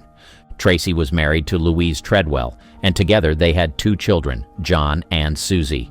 However, his relationship with Hepburn, which began after his marriage, was an open secret in Hollywood. Despite never divorcing Treadwell, Tracy and Hepburn maintained a relationship until his death in 1967. The nature of their relationship, conducted away from the public eye, has been the subject of much discussion, with many admirers and biographers noting the depth of their connection and the sacrifices both made to maintain it. Regarding the speculation surrounding Tracy's private life and the possibility of children born out of wedlock, it's crucial to approach this topic with caution. Unlike other Hollywood figures whose personal lives became public through revelations or acknowledgments, Tracy's story remains shrouded in the privacy he so fiercely protected. There are no confirmed accounts of children born outside his marriage to Treadwell, and much of what is speculated comes from a place of rumor rather than documented fact. The culture of Hollywood's golden age played a significant role in shaping the narratives around its stars. The studio system, with its emphasis on controlling the public images of its actors, often led to a dissonance between the public personas and private lives of its biggest names. Tracy, like many of his contemporaries, navigated this divide, maintaining a level of privacy that has left many aspects of his life open to interpretation and speculation. Scandals behind the silver screen. Ava Gardner and Frank Sinatra's relationship was the stuff of Hollywood legend, a union that combined beauty, talent, and tumult in equal measure. Gardner, known for her stunning looks and formidable acting prowess, and Sinatra, a singer of unparalleled talent whose career was experiencing a downturn when they first became involved, were both massive stars in their own right. Their relationship began in the late 1940s and quickly became one of the most talked-about romances of the era. The pressures facing stars of Hollywood's golden age were immense. The studio system exerted significant control over actors' careers and personal lives, often dictating not just the roles they played, but whom they were seen with and how they conducted their private affairs. For Gardner and Sinatra, this meant their relationship was subject to intense scrutiny, not just from studio heads, but from the public and the press. Rumors of a pregnancy emerged at a time when both Gardner and Sinatra were under considerable public attention. Gardner's marriage to Sinatra, her third and his second, was marked by passionate highs and devastating lows, with both parties' careers and personal demons often clashing. The rumored pregnancy has been a point of speculation for biographers and fans alike, seen as a potential turning point in their tumultuous relationship. However, without concrete evidence or confirmation from Gardner or Sinatra themselves, the story remains part of the larger narrative of their storied romance. The impact of such speculation on Gardner in particular highlights the double standards and gendered expectations placed on women in Hollywood. While male stars often faced less criticism for their romantic entanglements, women were scrutinized and judged more harshly. Gardner, already known for her independent spirit and resistance to the studio system's attempts to control her, would have been acutely aware of the potential fallout from any confirmation of a pregnancy outside of marriage, even within the context of her marriage to Sinatra. Their relationship and the rumored pregnancy must be understood within the context of the time. The early 1950s were a period of transition in Hollywood, with the studio system beginning to decline and the rise of tabloid journalism. The personal lives of stars became fodder for public consumption in a way that had not been seen before, with Gardner and Sinatra among the first to experience the full force of this new celebrity culture. Love, secrecy, and legacy. Leslie Howard's contribution to the golden age of cinema is undeniable. His performances, characterized by a blend of charisma and elegance, left an indelible mark on Hollywood and the international film community. However, Howard's life off-screen was as compelling as his on-screen personas, marked by his involvement in the political and social upheavals of his time, including rumored activities in espionage during World War II. His untimely death in 1943, when the plane he was traveling in was shot down by German forces, added a layer of intrigue and tragedy to his legacy. Ronald Howard, born in 1918, was Leslie Howard's only son with his wife, Ruth Evelyn Martin. Growing up as the son of one of the era's most celebrated actors, Ronald faced the immense challenge of forging his path in the shadow of a towering figure. The expectations set by Leslie Howard's success and the public's fascination with his life and mysterious death were formidable pressures for Ronald. Ronald Howard pursued an acting career, appearing in numerous films and television shows from the 1940s through the 1970s. Perhaps his most notable role was as Sherlock Holmes in the 1954 television series Sherlock Holmes, where he brought the iconic detective to life with a performance that echoed the charm and intelligence his father was known for. Despite this and other successes, Ronald's career did not reach the same heights as his father's, a fact that highlights the difficulties of living up to a legendary legacy. The challenges Ronald faced were not just professional, but personal. Growing up in the aftermath of his father's death, with the accompanying speculation and intrigue surrounding Leslie Howard's wartime activities, Ronald had to navigate a world that was forever changed by loss. The public's enduring interest in Leslie Howard meant that Ronald's achievements were often viewed through the lens of his father's legacy, a comparison that can overshadow individual accomplishments. The new Hollywood movement. Arnold Schwarzenegger's journey from Mr. Universe to Hollywood megastar and then to the governor of California is a tale of ambition, discipline, and unparalleled public success. However, in 2011, a personal revelation emerged that presented a starkly different narrative, one that highlighted the vulnerabilities even the most controlled public figures face. The disclosure of Schwarzenegger's paternity of Joseph Baena, born to the family's housekeeper, Mildred Patricia "Patty" Baena, was a moment of profound personal and public reckoning for Schwarzenegger. The revelation came at a time when Schwarzenegger's public image was that of a successful action hero, a dedicated public servant, and a family man. Married to Maria Shriver, a journalist and member of the Kennedy family, Schwarzenegger's personal life was as much a part of his public persona as his professional achievements. The news of his affair and the existence of a son born out of wedlock was a jarring departure from the narrative that had been carefully curated over decades. Joseph Baena's birth in 1997 and the subsequent revelation of his paternity more than a decade later brought to light the complex realities behind Schwarzenegger's public facade. The affair and the secrecy surrounding Joseph's paternity caused a significant media storm, leading to Schwarzenegger and Shriver's separation. This personal crisis unfolded in the public eye, offering a glimpse into the challenges faced by those living under the scrutiny of public attention. For Joseph Baena, the revelation of his paternity was a life-altering moment. Growing up, Baena's resemblance to Schwarzenegger was noticeable, yet the truth of his lineage was not publicly acknowledged until Schwarzenegger's term as governor was coming to an end. The public disclosure thrust Baena into the spotlight, a position that comes with its own set of challenges and opportunities. Despite the initial controversy, Schwarzenegger took responsibility for his actions and has since been an active part of Baena's life. Baena has navigated his path with a notable grace, pursuing his education and showing a keen interest in bodybuilding, echoing his father's own beginnings. His relationship with Schwarzenegger has grown stronger over the years, with the two often seen sharing moments of their lives on social media, from gym workouts to celebrating graduations. From extramarital affairs to pure undiluted lust on set, some of the stars of Hollywood's golden age just couldn't help their attraction. But following your passions has its own consequences, and for these stars, a love child they were not expecting was the result of their trysts. The response to having love children differed between these talented stars. As a matter of fact, some kept it so much a secret that you'd be shocked when you find out the truth. Michael Lindsay Hogg.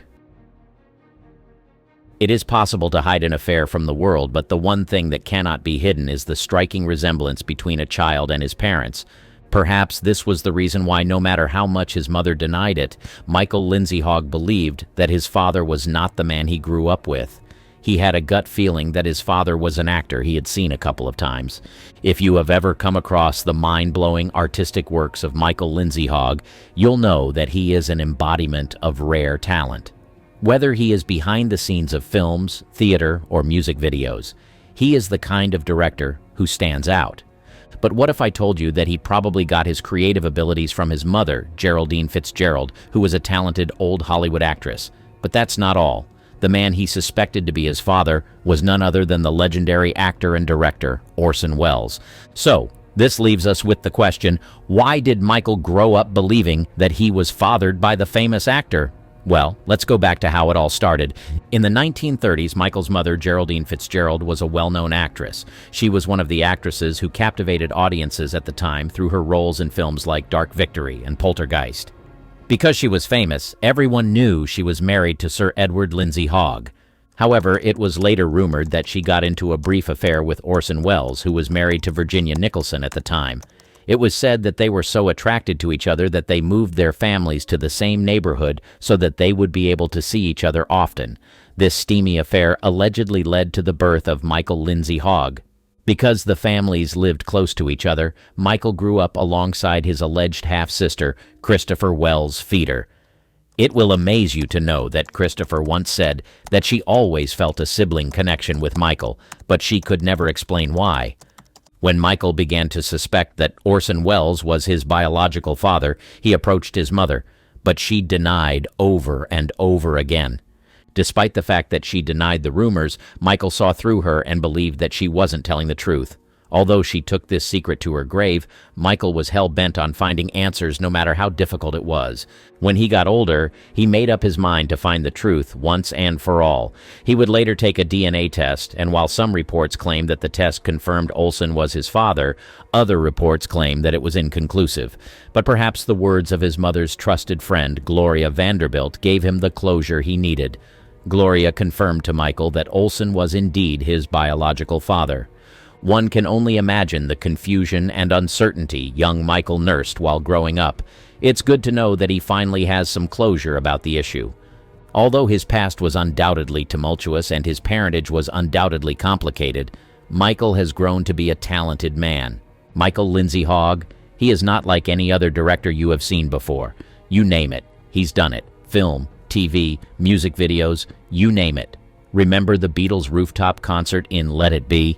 Yep, he captured that magic. And those iconic Beatles promo videos for Hey Jude and Revolution, his genius at work.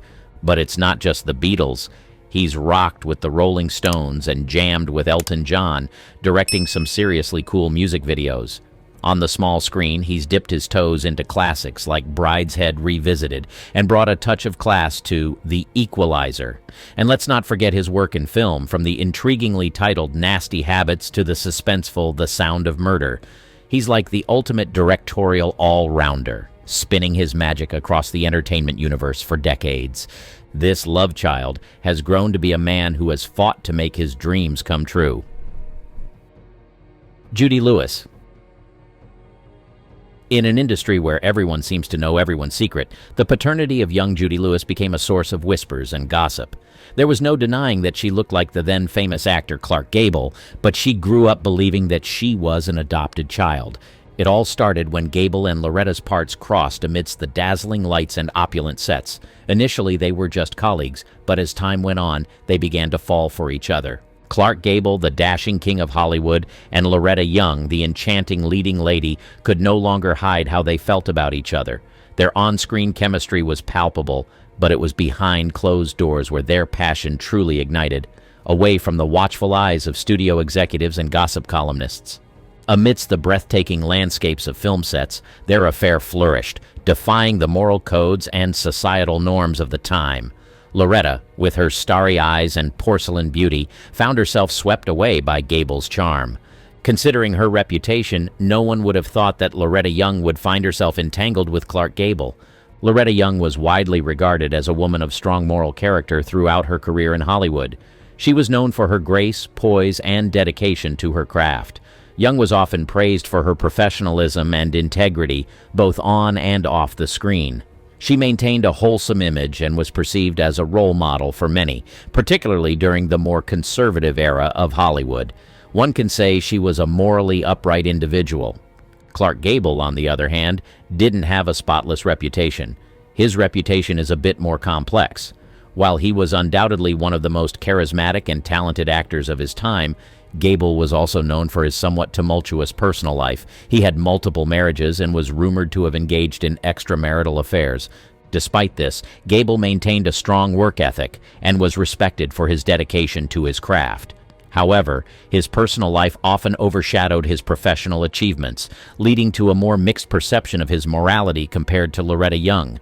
Although they probably intended to keep their affair a secret forever, something happened that brought their secret love to light. This was the birth of their live child, Judy Lewis.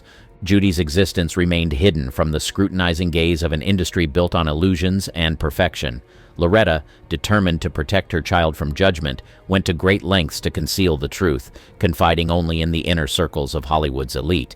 But as time went on, people began to notice. They could hide their affair, but the one thing they couldn't hide was the resemblance between Judy and her father, Clark Gable. But in order to keep their secret hidden, Loretta Young told her child that she was adopted. It was when Judy was 15 years old that she met her father for the first time. He came over to Loretta Young's house, but there was no discussion about whether or not Gable was her father. Judy grew up believing that she was indeed adopted and tried to ignore the rumors about her paternity. Yet, as fate would have it, secrets have a way of surfacing. The revelation of Judy Lewis as the love child of Clark Gable and Loretta Young rocked the very foundation of Hollywood glamour. It was said that Judy found out that the famous actor was indeed her father, and not just her mother's friend on her wedding day. Judy, who was 31 years old at that time, confronted her mother and demanded nothing but the truth on her wedding day. Her mother, filled with emotions and regret, finally revealed the truth to her daughter. Judy, now a young woman, unveiled the long-guarded secret. As expected, the revelation sparked a media frenzy, casting a shadow on the shining reputation of one of Hollywood's most iconic leading men. She would later write an autobiography called Uncommon Knowledge, confirming that she was indeed Clark Gable's child. Roberto Ingmar Rossellini. For several years, Ingrid Bergman made a name for herself as an iconic movie star.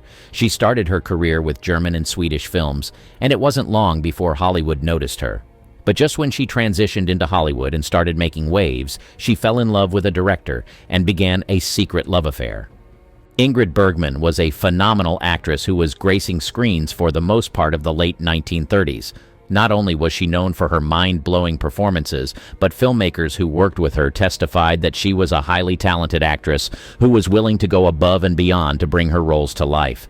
Her career skyrocketed in the year 1936 when she played a lead role in the film Intermezzo. She would later appear in Intermezzo, a Love Story, which was her first acting role in the U.S.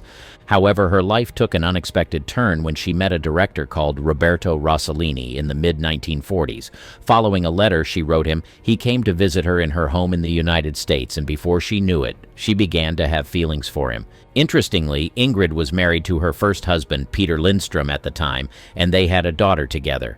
So, exploring the spark between her and the director would automatically be a taboo.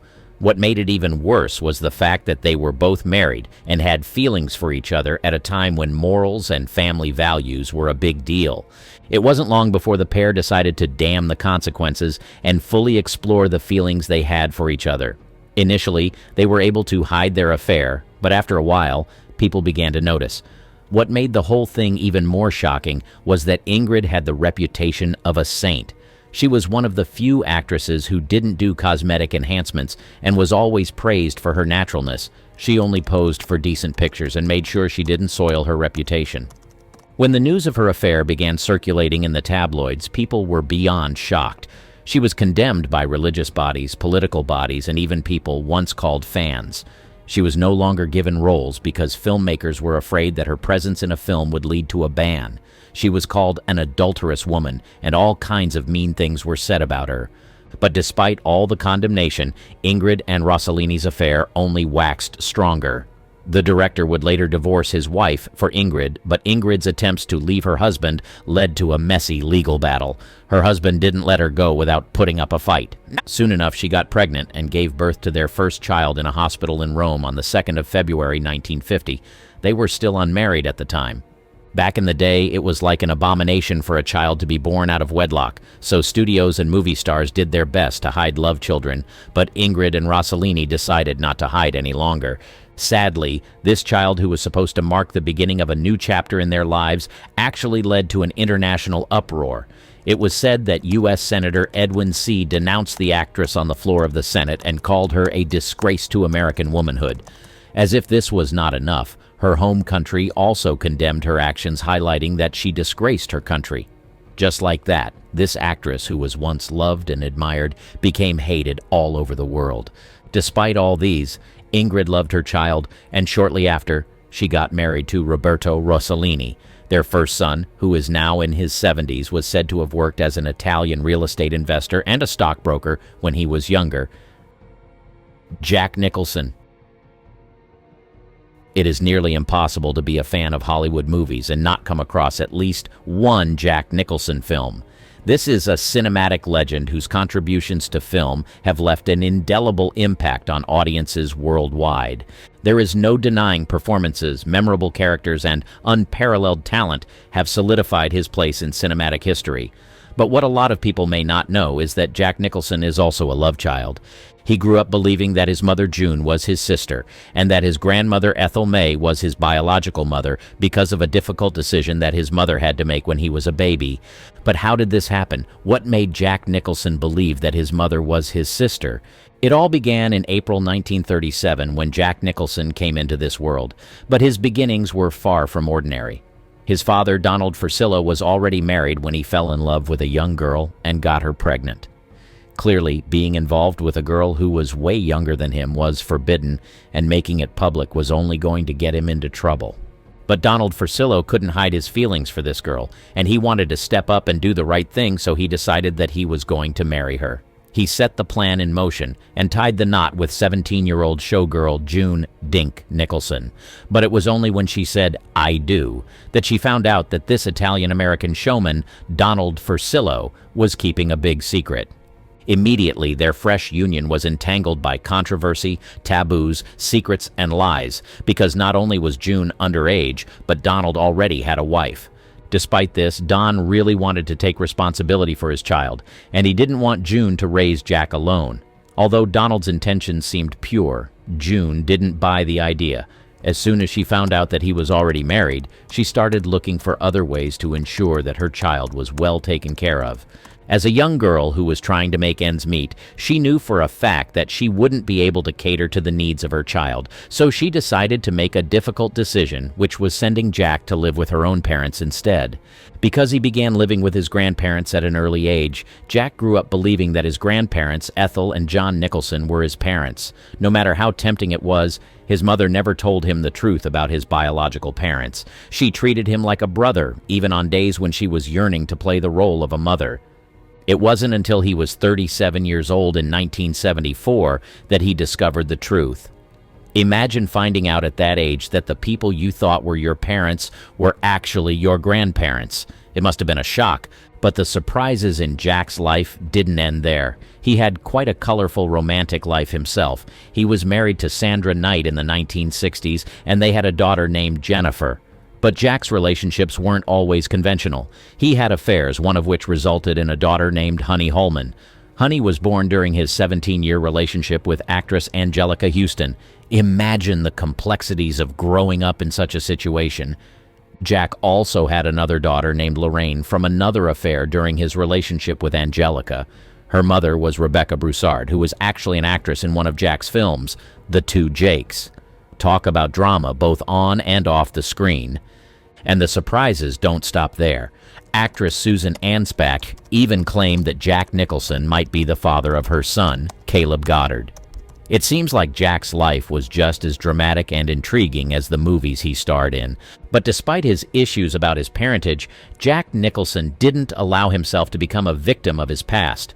Over the years, he healed from whatever trauma the situation may have caused him and went on to create an amazing career. Today, Jack Nicholson is known as a renowned American actor, filmmaker, and producer who has left an indelible mark on the world of cinema.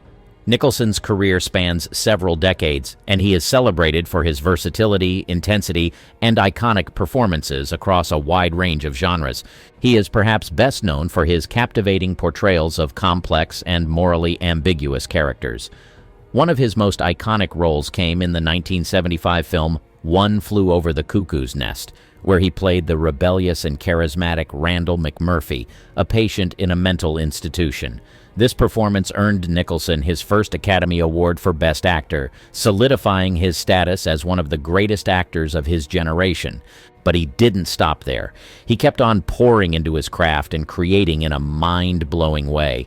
Another landmark role for Nicholson was in Stanley Kubrick's 1980 horror classic The Shining, where he delivered a chilling and unforgettable performance as Jack Torrance, a writer driven to madness while serving as the winter caretaker of the haunted Overlook Hotel.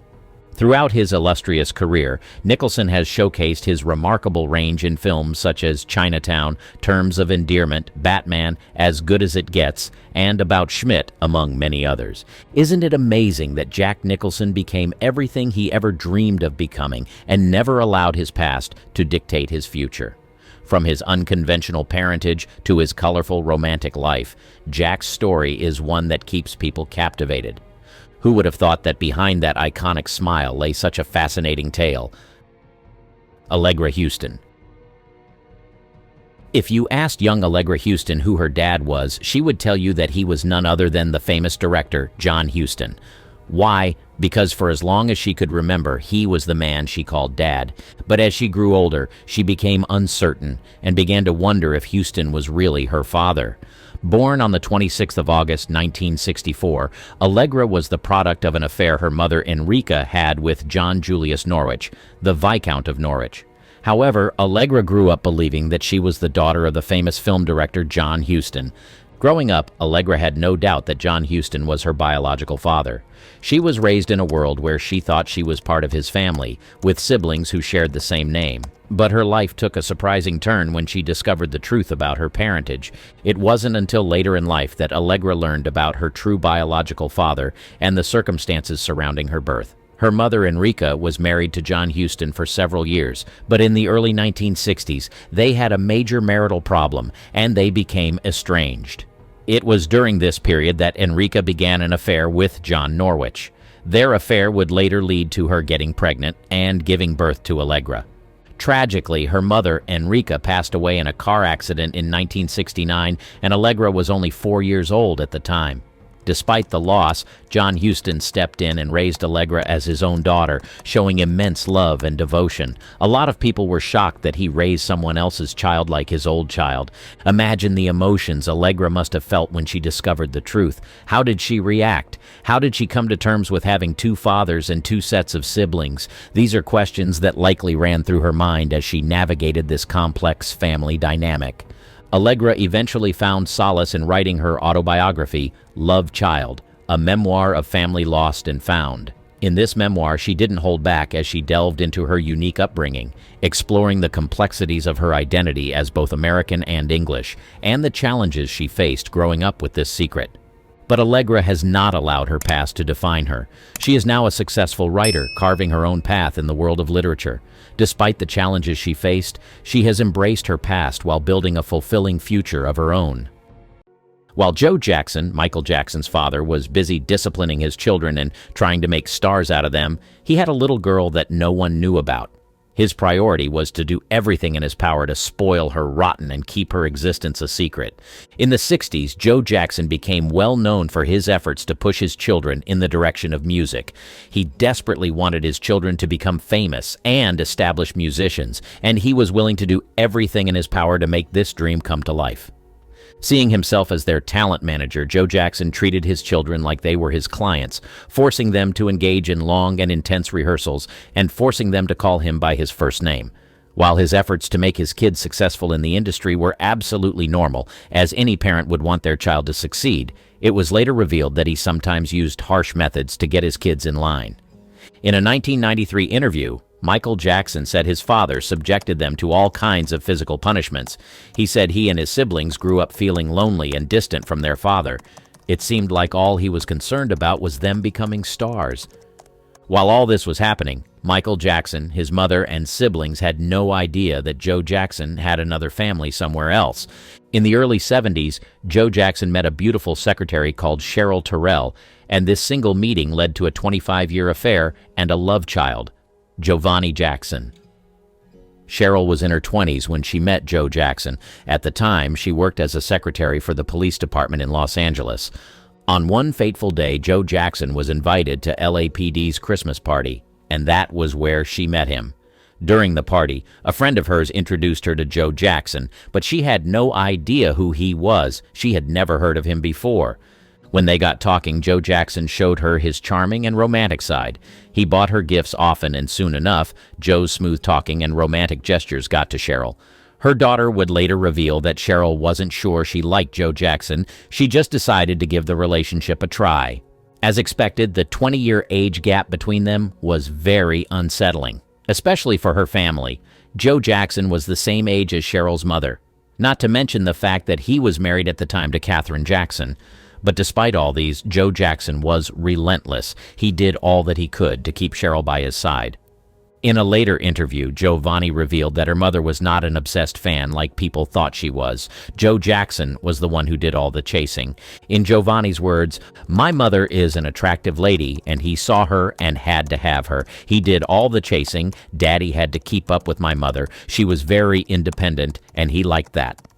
The affair between Joe Jackson and Cheryl led to her getting pregnant, and when this happened, he decided to stay by her side and take care of their child. However, he had to do this discreetly so that his wife and kids wouldn't find out that he had a second family. It was later revealed that he had an entirely different life away from the spotlight with his mistress and daughter in a house that was about 5 miles from his marital home in Encino, California. He would visit them often, take them on vacations, and lavish his daughter with gifts. All the while, he lied to his wife that he was traveling for business meetings. How he managed to keep this a secret for so long is still a mystery. His daughter explained that Joe Jackson always warned her not to tell anyone about her life. She rarely has friends, and he did everything he could to hide her and her mother from prying eyes. Her entire life was hush-hush. There were places she could not visit in her neighborhood, grocery stores they could never shop at, secrets she could never reveal. Joe Jackson lived with a permanent fear of being caught. He knew that if a reporter or a loved one saw him, his secret would be out in the open. As a result of this, she didn't exactly have a normal childhood, but Joe Jackson made sure he showered her with love. In her words, "He was very much a presence in my life. I was a daddy's girl. I would be so excited. He would bring me presents, my favorite black walnut ice cream. I was spoiled rotten." Decades later, the news about her existence got out. It was certainly a hard pill to swallow, but as time went by, the Jackson family accepted her. Joe Jackson's wife, who was painfully hurt about the affair, and the love child ended up forgiving her husband and taking him back. Giovanni wrote a book titled Bastard Child, detailing her true story and what being raised by Joe Jackson was like. Ronan Farrow, Frank Sinatra's look-alike. Have you ever come across a picture of Ronan Farrow, Mia Farrow's son? You know, the one with the piercing blue eyes that happens to have a striking resemblance to the very famous singer and actor Frank Sinatra? Over the years, the 36-year-old journalist has made a name for himself through his works, and he is even known as one of the journalists who passionately did the investigative reporting on allegations of sexual abuse against the movie mogul Harvey Weinstein. His reports would later be published in the New York Magazine. Now, while this young man is clearly passionate about what he does for a living, the suspicions about his alleged paternity have haunted him for the most part of his life. Although he grew up knowing without a shadow of doubt that Woody Allen was his father, the resemblance between him and the legendary singer Frank Sinatra cannot be ignored. The interesting part about this story is that his mother, Mia Farrow, was married to Frank Sinatra several years before she had Ronan. Some people believe that even after their divorce, she kept on having an affair with Frank Sinatra, which resulted in the birth of Ronan in 1987. Some statements she has made have also fueled the suspicions that people have about Ronan's alleged father. In 2013, while speaking to Vanity Fair, Mia Farrow said that she and Frank Sinatra never really split up. This revelation got people wondering whether she kept on having a long affair with Sinatra even after their divorce. The pair met initially on the 20th Century lot in the mid-1960s, and it was like love at first sight. However, Mia Farrow was only 19 years old at the time, and Frank Sinatra was already in his 50s. As expected, their 31-year age gap raised many eyebrows, but they didn't really care. They were too in love to be influenced by the voice of society. 2 years later, they tied the knot at a Las Vegas hotel in 1966. Mia Farrow was 21 years old at the time. Although it seemed like their marriage was going to work, Mia Farrow later claimed that she was too young and immature for such a serious commitment. She also revealed that Frank Sinatra wasn't exactly okay with the fact that she was working. He would often tell her this: "I'm a pretty good provider. I can't see why a woman would want to do anything else." Their marriage soon ended in a divorce in 1968, but the pair remained close friends. Mia Farrow would later get into a relationship and eventually marry Woody Allen. The pair had over 9 children, one of them being Ronan Farrow.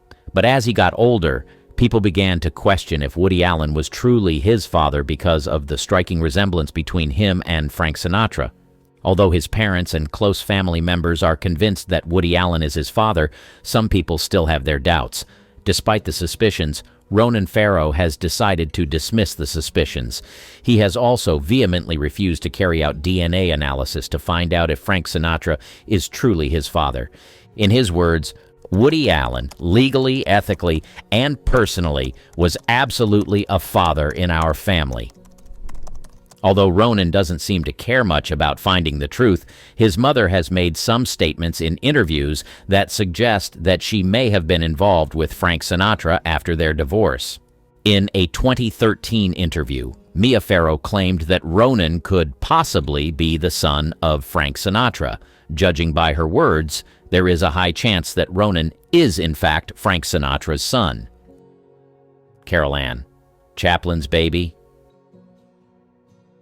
For a long time, Charlie Chaplin was known as a wholesome actor who became a household name through his roles, especially his famous tramp character. But after several years of building a successful career, some secrets about his personal life were revealed.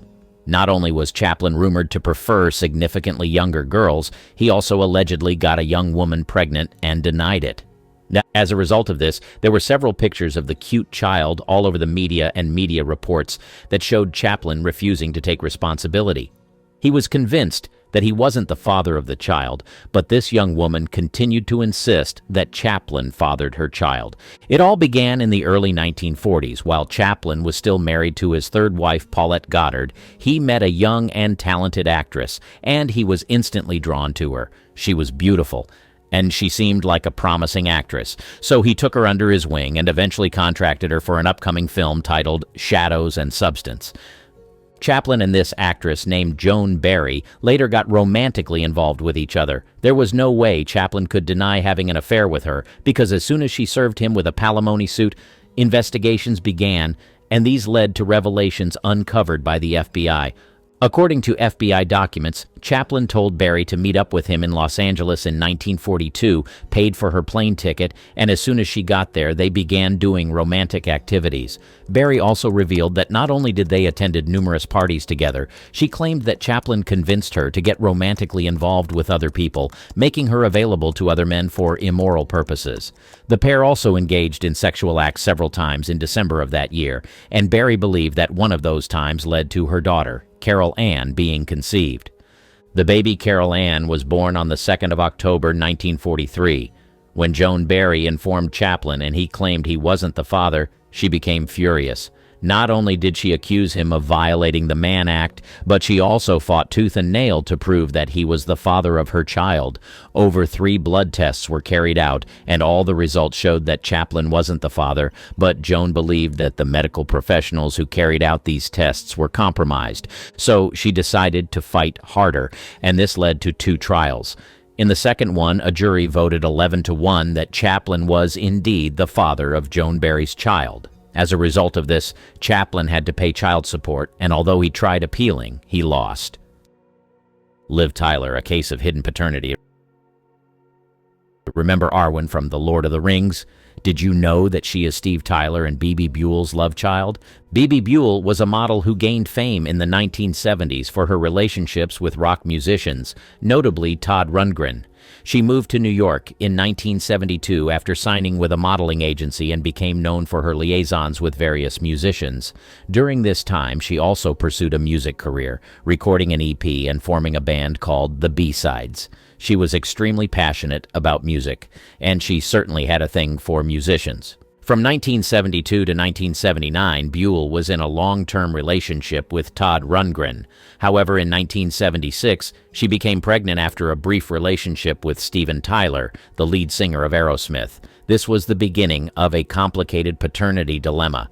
When Buell gave birth to her daughter, Liv Rundgren, in 1977, she claimed Rundgren as Liv's father on the birth certificate, citing Tyler's well-known struggles with drug addiction at the time. She didn't think Tyler was fit to raise her daughter, so she raised Liv to believe that her father was Rundgren. Liv didn't learn the truth about her paternity until she was around 11 years old. Upon noticing the resemblance between herself and Steven Tyler, she confronted her mother, and the truth was revealed. However, Buell kept the information private until Liv publicly acknowledged Steven Tyler as her father in 1991, changing her surname from Rundgren to Tyler. Buell's decision to initially claim Rundgren as Liv's father was due to concern for Liv's well-being, as Tyler was deeply involved in drug addiction during that period. Despite this, Liv and Steven Tyler have since developed a close relationship, and they've even collaborated professionally. Liv has expressed gratitude towards both Tyler and Rundgren, acknowledging Rundgren as a father figure in her life and maintaining a strong bond with both men. She is grateful for the gift of two phenomenal men that have become her father figures. Liv Tyler, the daughter of B.B. Buell and Steven Tyler, has risen to prominence as a successful actress in both film and television. She began her career at a young age, starting with modeling at just 14 years old. Her debut in the film industry came in 1994 with Silent Fall. However, it was her roles in films like Heavy and Empire Records in 1995 that garnered her critical acclaim. Her versatility as an actress was evident as she took on diverse roles in films like Armageddon in 1998, which became a major box office success. One of Tyler's most iconic roles came in the early 2000s when she portrayed the elf Arwen Undomiel in Peter Jackson's The Lord of the Rings film trilogy from 2001-2003. The trilogy not only solidified her status as a talented actress, but also became one of the highest-grossing film series in history, further boosting her fame. After her success with The Lord of the Rings, Tyler continued to showcase her acting prowess in a variety of roles. She appeared in films like Jersey Girl in 2004 and The Incredible Hulk in 2008, displaying her range across different genres. There is no denying that Liv Tyler is an amazing actress. Scott Eastwood, The Eastwood Legacy. All his life, Scott Eastwood has been determined to make a name for himself, and one of the reasons why he did this was because his father trained him to be a man who can carve his own path. It is impossible to not notice the striking resemblance between the talented actor Scott Eastwood and the legend Clint Eastwood. It is not a secret that Scott is his son, but not many people know about the fact that Clint Eastwood, who was a married man, began a dangerous affair with a lady back in the 80s. This affair would later lead to the birth of Scott Eastwood in 1986. This is how it all began. In the 80s, when Clint Eastwood was gaining success in the industry, he was on top of the world. There were very few actors who could match his skills, and there was no denying that he was a big deal. As his fame grew, Clint got married to Maggie Johnson, but soon enough the cracks in their marriage began to show. It was said that while he was married to Maggie Johnson, he met a flight attendant that completely captured his attention. Her name was Jocelyn Reeves. She was living her life and focusing on her work when she met Clint Eastwood, who was already a star. Although there are no in-depth details about how they met, it was said that they later started an affair that lasted for a while. But this affair didn't just end in steamy romance. Jocelyn got pregnant for Clint, not once, but twice. First, they had Scott, then his sister Catherine after that. Unlike many fathers who abandon or deny children that they gave birth to out of wedlock, Clint took responsibility from the start and made up his mind to take care of his children. He wasn't just some absentee dad. He was still a huge part of Scott's life. He and his sister certainly felt his presence as he made sure he provided for them and taught them valuable life lessons. Scott practically grew up on his dad's ranch up in Northern California and spent so much time on his movie sets that he can't even remember his first visit to one. It was the time he spent watching his father on sets that sparked a desire in him to pursue acting. He fell in love with the craft and knew that if his father could succeed in the industry, he could do the same. However, Scott didn't expect his father to pave the way for him. When Scott decided to dive into the acting world himself, he wanted to do it on his own terms. So he started using his mom's last name, Reeves, for auditions.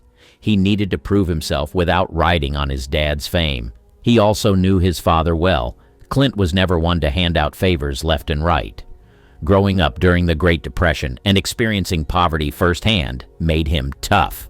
He had to work extra hard for everything he had, and he made sure his children did the same. Scott had to hustle just like anyone else. He worked his way through Santa Barbara City College. His father made sure that he learned the value of money by making him pay his way through school and supporting him along the way. Because Scott started from scratch just like everyone else, he faced the tough early years of his career head-on. To make ends meet, he was slinging drinks at a bar near his home in San Diego by night, and by day he was busy hustling to auditions in LA, hoping he would get a big break. But you know what? All that hard work paid off. Scott carved out his own path in the industry and became a pretty big deal in his own right. He's not just Clint Eastwood's son. He's Scott Eastwood, making a name for himself both on screen and off. Scott has successfully built a solid career, landing significant roles in various genres. He has appeared in action films like Fury alongside Brad Pitt and Shia LaBeouf, as well as in romantic dramas like The Longest Ride. Like his father, Scott takes his work seriously and does not fail to put his best into every role. Scott's commitment to his craft and his willingness to take on diverse roles have contributed to his rising success in Hollywood. He has continued to build his resume with notable projects, including Suicide Squad in 2016 and Pacific Rim Uprising in 2018, among others. Beyond his work in front of the camera, Scott has also ventured into producing and directing. His dedication to storytelling and his willingness to explore different aspects of the industry reflects his passion for filmmaking. He is truly his father's son and feels fulfilled knowing that he built his career by himself. Giovanni Jackson, Daddy's Girl. In the luminous yet shadowy world of Hollywood, where stars shine bright against the night sky, the story of Karen Black unfolds like a captivating screenplay filled with twists and turns, triumphs and trials. Known for her piercing gaze and unparalleled versatility, Karen Black carved a niche for herself in an era that redefined cinema. Yet, beneath the glittering surface of her celebrated career lay a tapestry of untold stories, hidden struggles, and enigmatic truths that fans never knew. Karen Black's journey from an aspiring actress to a cinematic icon of the 70s is a testament to her indomitable spirit and raw talent. But what lies beyond the accolades and the spotlight? From her groundbreaking performances that challenged the norms of her time to her ventures into the realms of writing and music, Karen's life was a mosaic of creativity and complexity. As we peel back the layers of her storied career, we uncover the method behind her magic, revealing the depth of her dedication to her craft. Yet Karen's life was not without its shadows. Personal battles fought away from the public eye, and her role as a mentor and advocate for the arts painted a picture of a woman whose influence extended far beyond the silver screen. A Star is Born. In the heartland of America, in the small town of Park Ridge, Illinois, a star was born on July 1, 1939. Karen Blanche Ziegler, who would later be known to the world as Karen Black, entered life with the kind of spark that presaged her future luminosity in the world of cinema. Raised in a household where creativity was the currency, her mother, a writer of several award-winning children's novels, and her father, a businessman with a penchant for storytelling, imbued in Karen a deep love for the arts from a tender age. Karen's journey to stardom was not a straight path, but a winding road filled with dreams, determination, and a relentless pursuit of expression. Her early years were marked by a sense of adventure and a quest for understanding the human condition, themes that would later permeate her most memorable performances. The family's move to Chicago when Karen was young opened new vistas of opportunity, exposing her to the vibrant theater scene that thrived in the city's heart. The stage became Karen's first love and battleground, where she honed her craft and learned the ropes of acting. Her education at the Goodman Theater School of Drama at the Art Institute of Chicago was not just an academic pursuit, it was a rite of passage. Here, Karen delved into the depths of character development and the nuances of performance, laying the foundation for a career that would defy conventions and challenge perceptions. Yet, the call of Hollywood was irresistible. In the early 1960s, with a heart full of dreams and a suitcase packed with ambition, Karen made the pilgrimage west, joining the ranks of hopefuls in the city of angels. Los Angeles was a world away from the theaters of Chicago, a place where dreams were both made and shattered. Karen's early days in Hollywood were a test of her resolve, a period of auditions, rejections, and small parts that tested the limits of her perseverance. But Karen Black was not one to be easily dissuaded. Her breakthrough came in a way that seemed almost fated, a serendipitous alignment of talent, timing, and opportunity. It was her role in Francis Ford Coppola's You're a Big Boy Now, 1966, that first turned heads, but it was the seminal year of 1969 that would forever change her trajectory. Her roles in Easy Rider, alongside Peter Fonda and Dennis Hopper, and as Rayette DePesto in 5 Easy Pieces opposite Jack Nicholson, showcased her extraordinary range and raw emotional depth, earning her critical acclaim and a place in the pantheon of new Hollywood icons. The breakthrough. The late 1960s and early 1970s marked a seismic shift in American cinema, a period now revered as the New Hollywood era. It was a time when the film industry underwent a radical transformation, driven by a new generation of filmmakers and actors who dared to push the boundaries of storytelling, character development, and cinematic art. Amidst this cultural revolution, Karen Black emerged as a defining figure, her breakthrough performances resonating with both the zeitgeist of the times and the evolving tastes of the audience. Karen's role in 5 Easy Pieces, 1970, a film that has since become emblematic of the New Hollywood movement, was a career-defining moment. Portraying Rayette DePesto, a waitress who embodies the complexities of love, longing, and societal displacement, Karen delivered a performance that was both heart-wrenching and deeply human. Her ability to convey the subtleties of emotion and vulnerability earned her an Academy Award nomination for Best Supporting Actress, cementing her status as one of the era's most talented and versatile actors. This period of Karen's career was marked by a series of roles that showcased her range and depth as an actress. In The Great Gatsby, 1974, she took on the role of Myrtle Wilson, bringing to life the tragic figure with a performance that was both nuanced and powerful. Her portrayal of Myrtle's desperation and doomed aspirations highlighted Karen's skill in capturing the essence of complex characters, further establishing her as a force to be reckoned with in Hollywood. Another significant milestone came with her role in Airport 1975, where Karen played the stewardess Nancy Pryor. In a film that combined disaster movie tropes with human drama, Karen's performance stood out, offering a glimpse into her ability to anchor a film with her presence and emotional depth. This role, among others, demonstrated her versatility and helped solidify her reputation as one of the most reliable and compelling actresses of her time. The method behind the magic. Karen Black's approach to her craft was as unique as the characters she brought to life on screen. Rooted in the method acting technique, her preparation for roles went beyond mere memorization of lines or understanding the script. Karen delved deep into the psyche of her characters, seeking to inhabit their world fully and bring an authenticity to her performances that resonated with audiences and critics alike.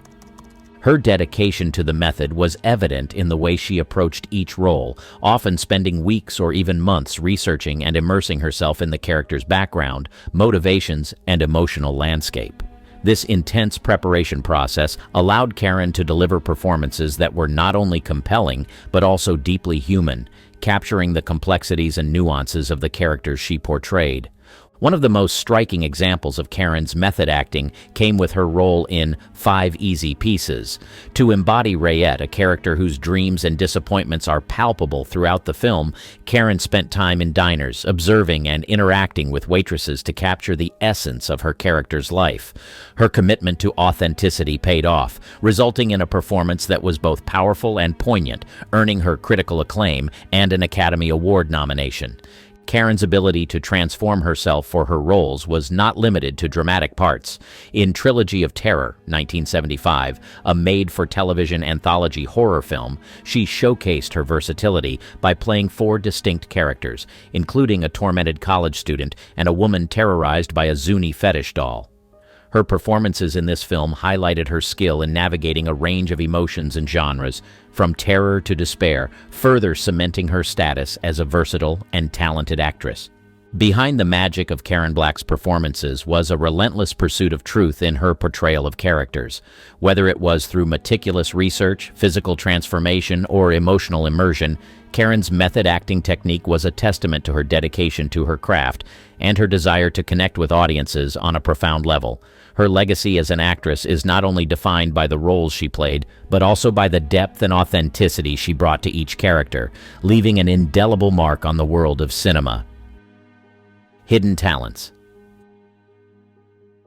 Karen Black's artistry extended far beyond the silver screen, revealing a woman of multifaceted talents and interests. While audiences around the world knew her as a captivating actress, many were unaware of the depth of her creativity, which flowed through her veins like an unending river, touching the shores of music, writing, and more. Music was one of Karen's most profound hidden talents. With a voice as distinctive as her on-screen presence, she ventured into the world of songwriting and singing with a passion that mirrored her approach to acting. Her album, released in the early 1980s, showcased not just her vocal abilities but also her skill as a songwriter. The songs, imbued with introspective lyrics and melodic tunes, offered listeners a glimpse into the inner world of an artist who found solace and expression in the rhythm and rhymes of music. Karen's literary talents were another aspect of her creative persona that remained largely out of the public eye. A prolific writer, she penned several screenplays and stories, each reflecting her keen observations of the human condition and her deep understanding of emotional complexities. Her writing, much like her performances, was a canvas where she explored themes of love, loss, and the intricacies of human relationships. In addition to her musical and literary endeavors, Karen had a keen interest in photography and painting, mediums through which she captured the beauty and absurdity of the world around her. Her photographs and artworks, though seldom exhibited, were as expressive and evocative as her roles on screen, marked by a unique perspective that was unmistakably Karen. Karen Black's hidden talents were a testament to her boundless creativity and her relentless pursuit of artistic expression.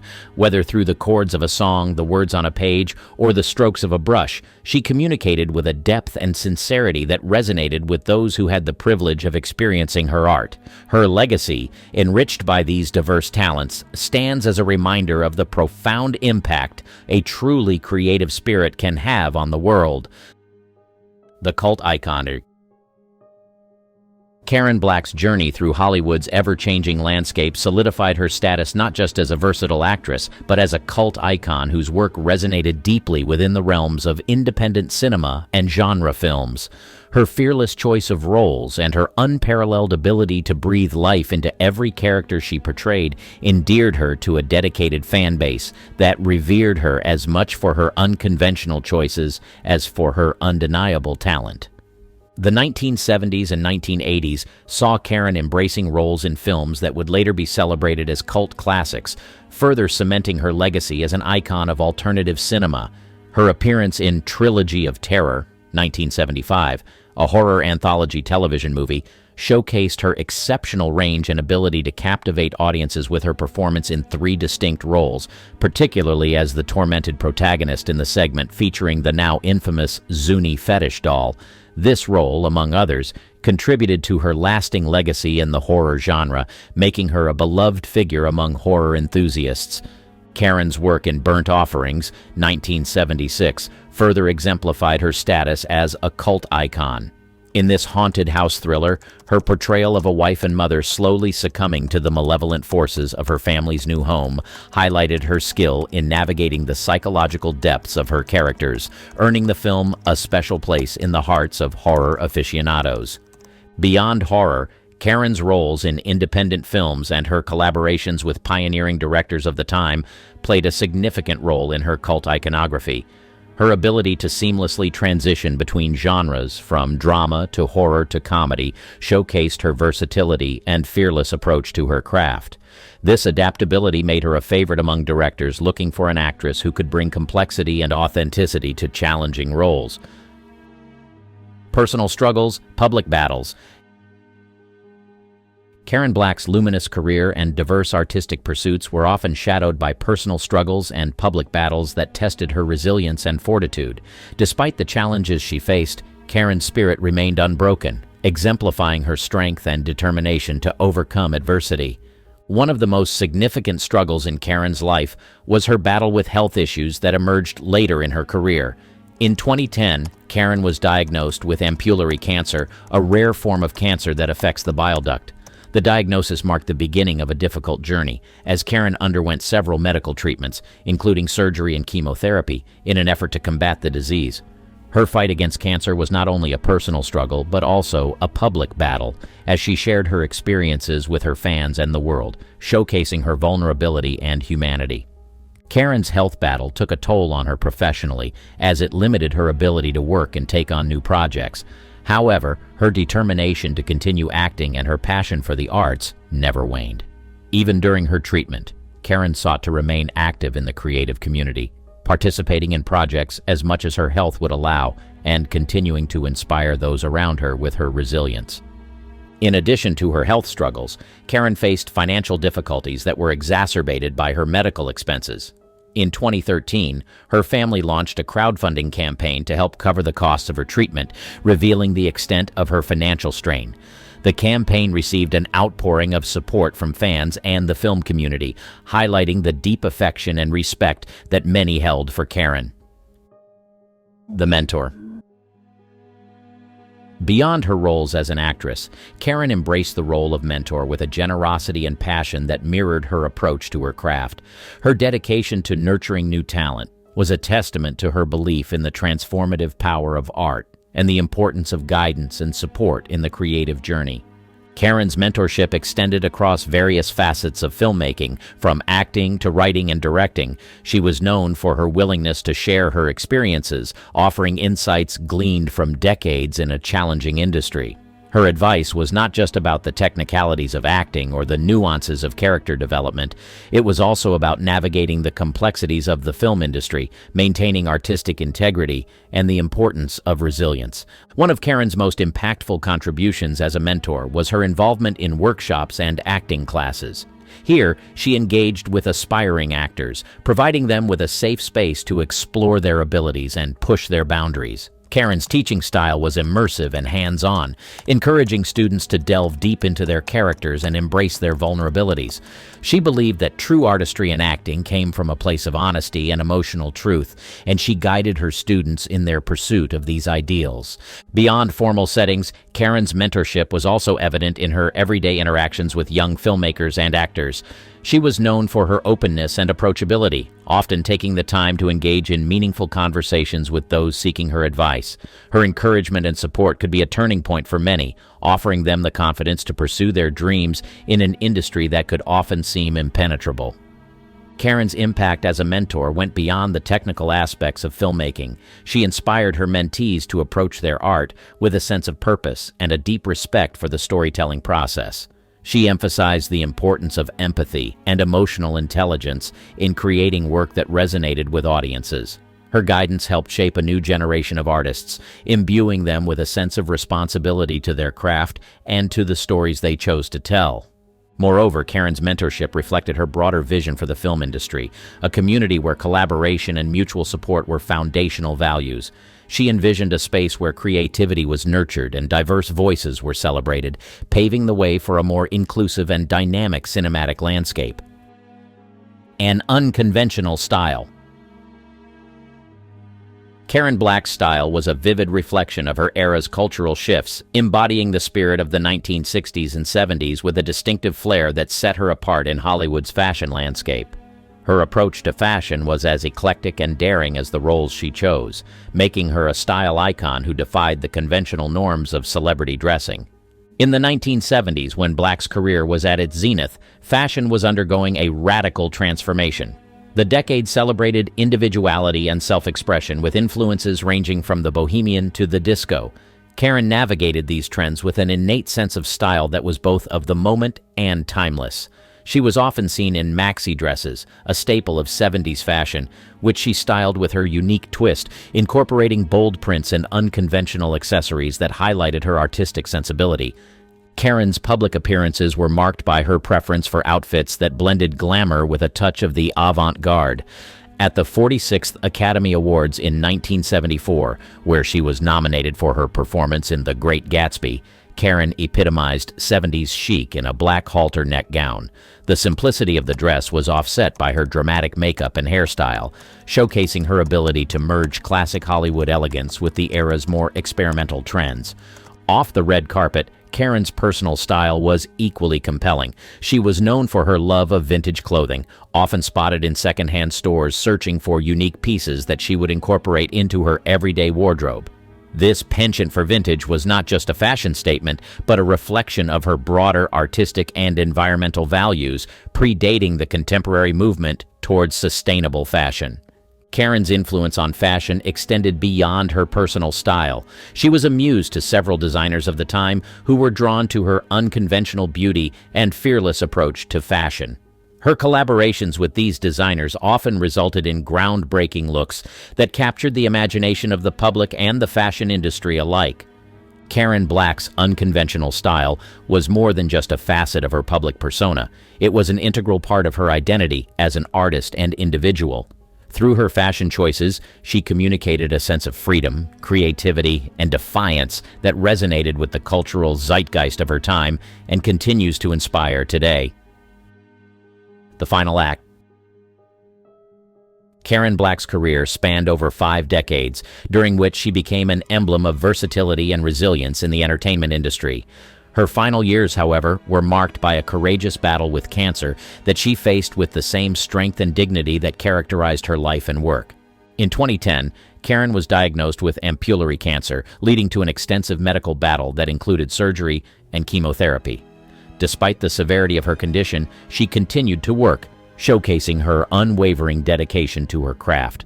One of her last film projects was She Loves Me Not, 2013, a testament to her enduring talent and commitment to acting even in the face of adversity. Karen's health struggles became public in 2013 when her husband, Stephen Eckelberry, launched a crowdfunding campaign to help cover the costs of her medical treatments. The campaign highlighted not only the financial challenges faced by many veteran actors, but also the outpouring of support from fans and the film community. This gesture underscored the impact Karen had on her audience and peers, reflecting the deep affection and respect she garnered throughout her career. On August 8, 2013, Karen Black passed away at the age of 74. Her death was mourned by many who had been touched by her performances, her spirit, and her courage. Tributes poured in from across the industry, with colleagues, critics, and fans alike celebrating her contributions to cinema and her role as a trailblazer for women in Hollywood.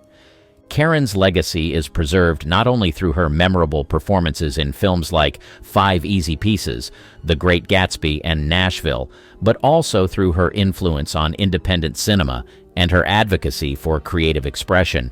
She remains a figure of inspiration for her ability to navigate the complexities of fame and personal challenges with grace. Her final act, marked by both personal struggle and professional achievements, serves as a poignant reminder of the human behind the celebrity. Karen Black's story is one of talent, resilience, and the indomitable spirit of an artist who continued to inspire until the very end.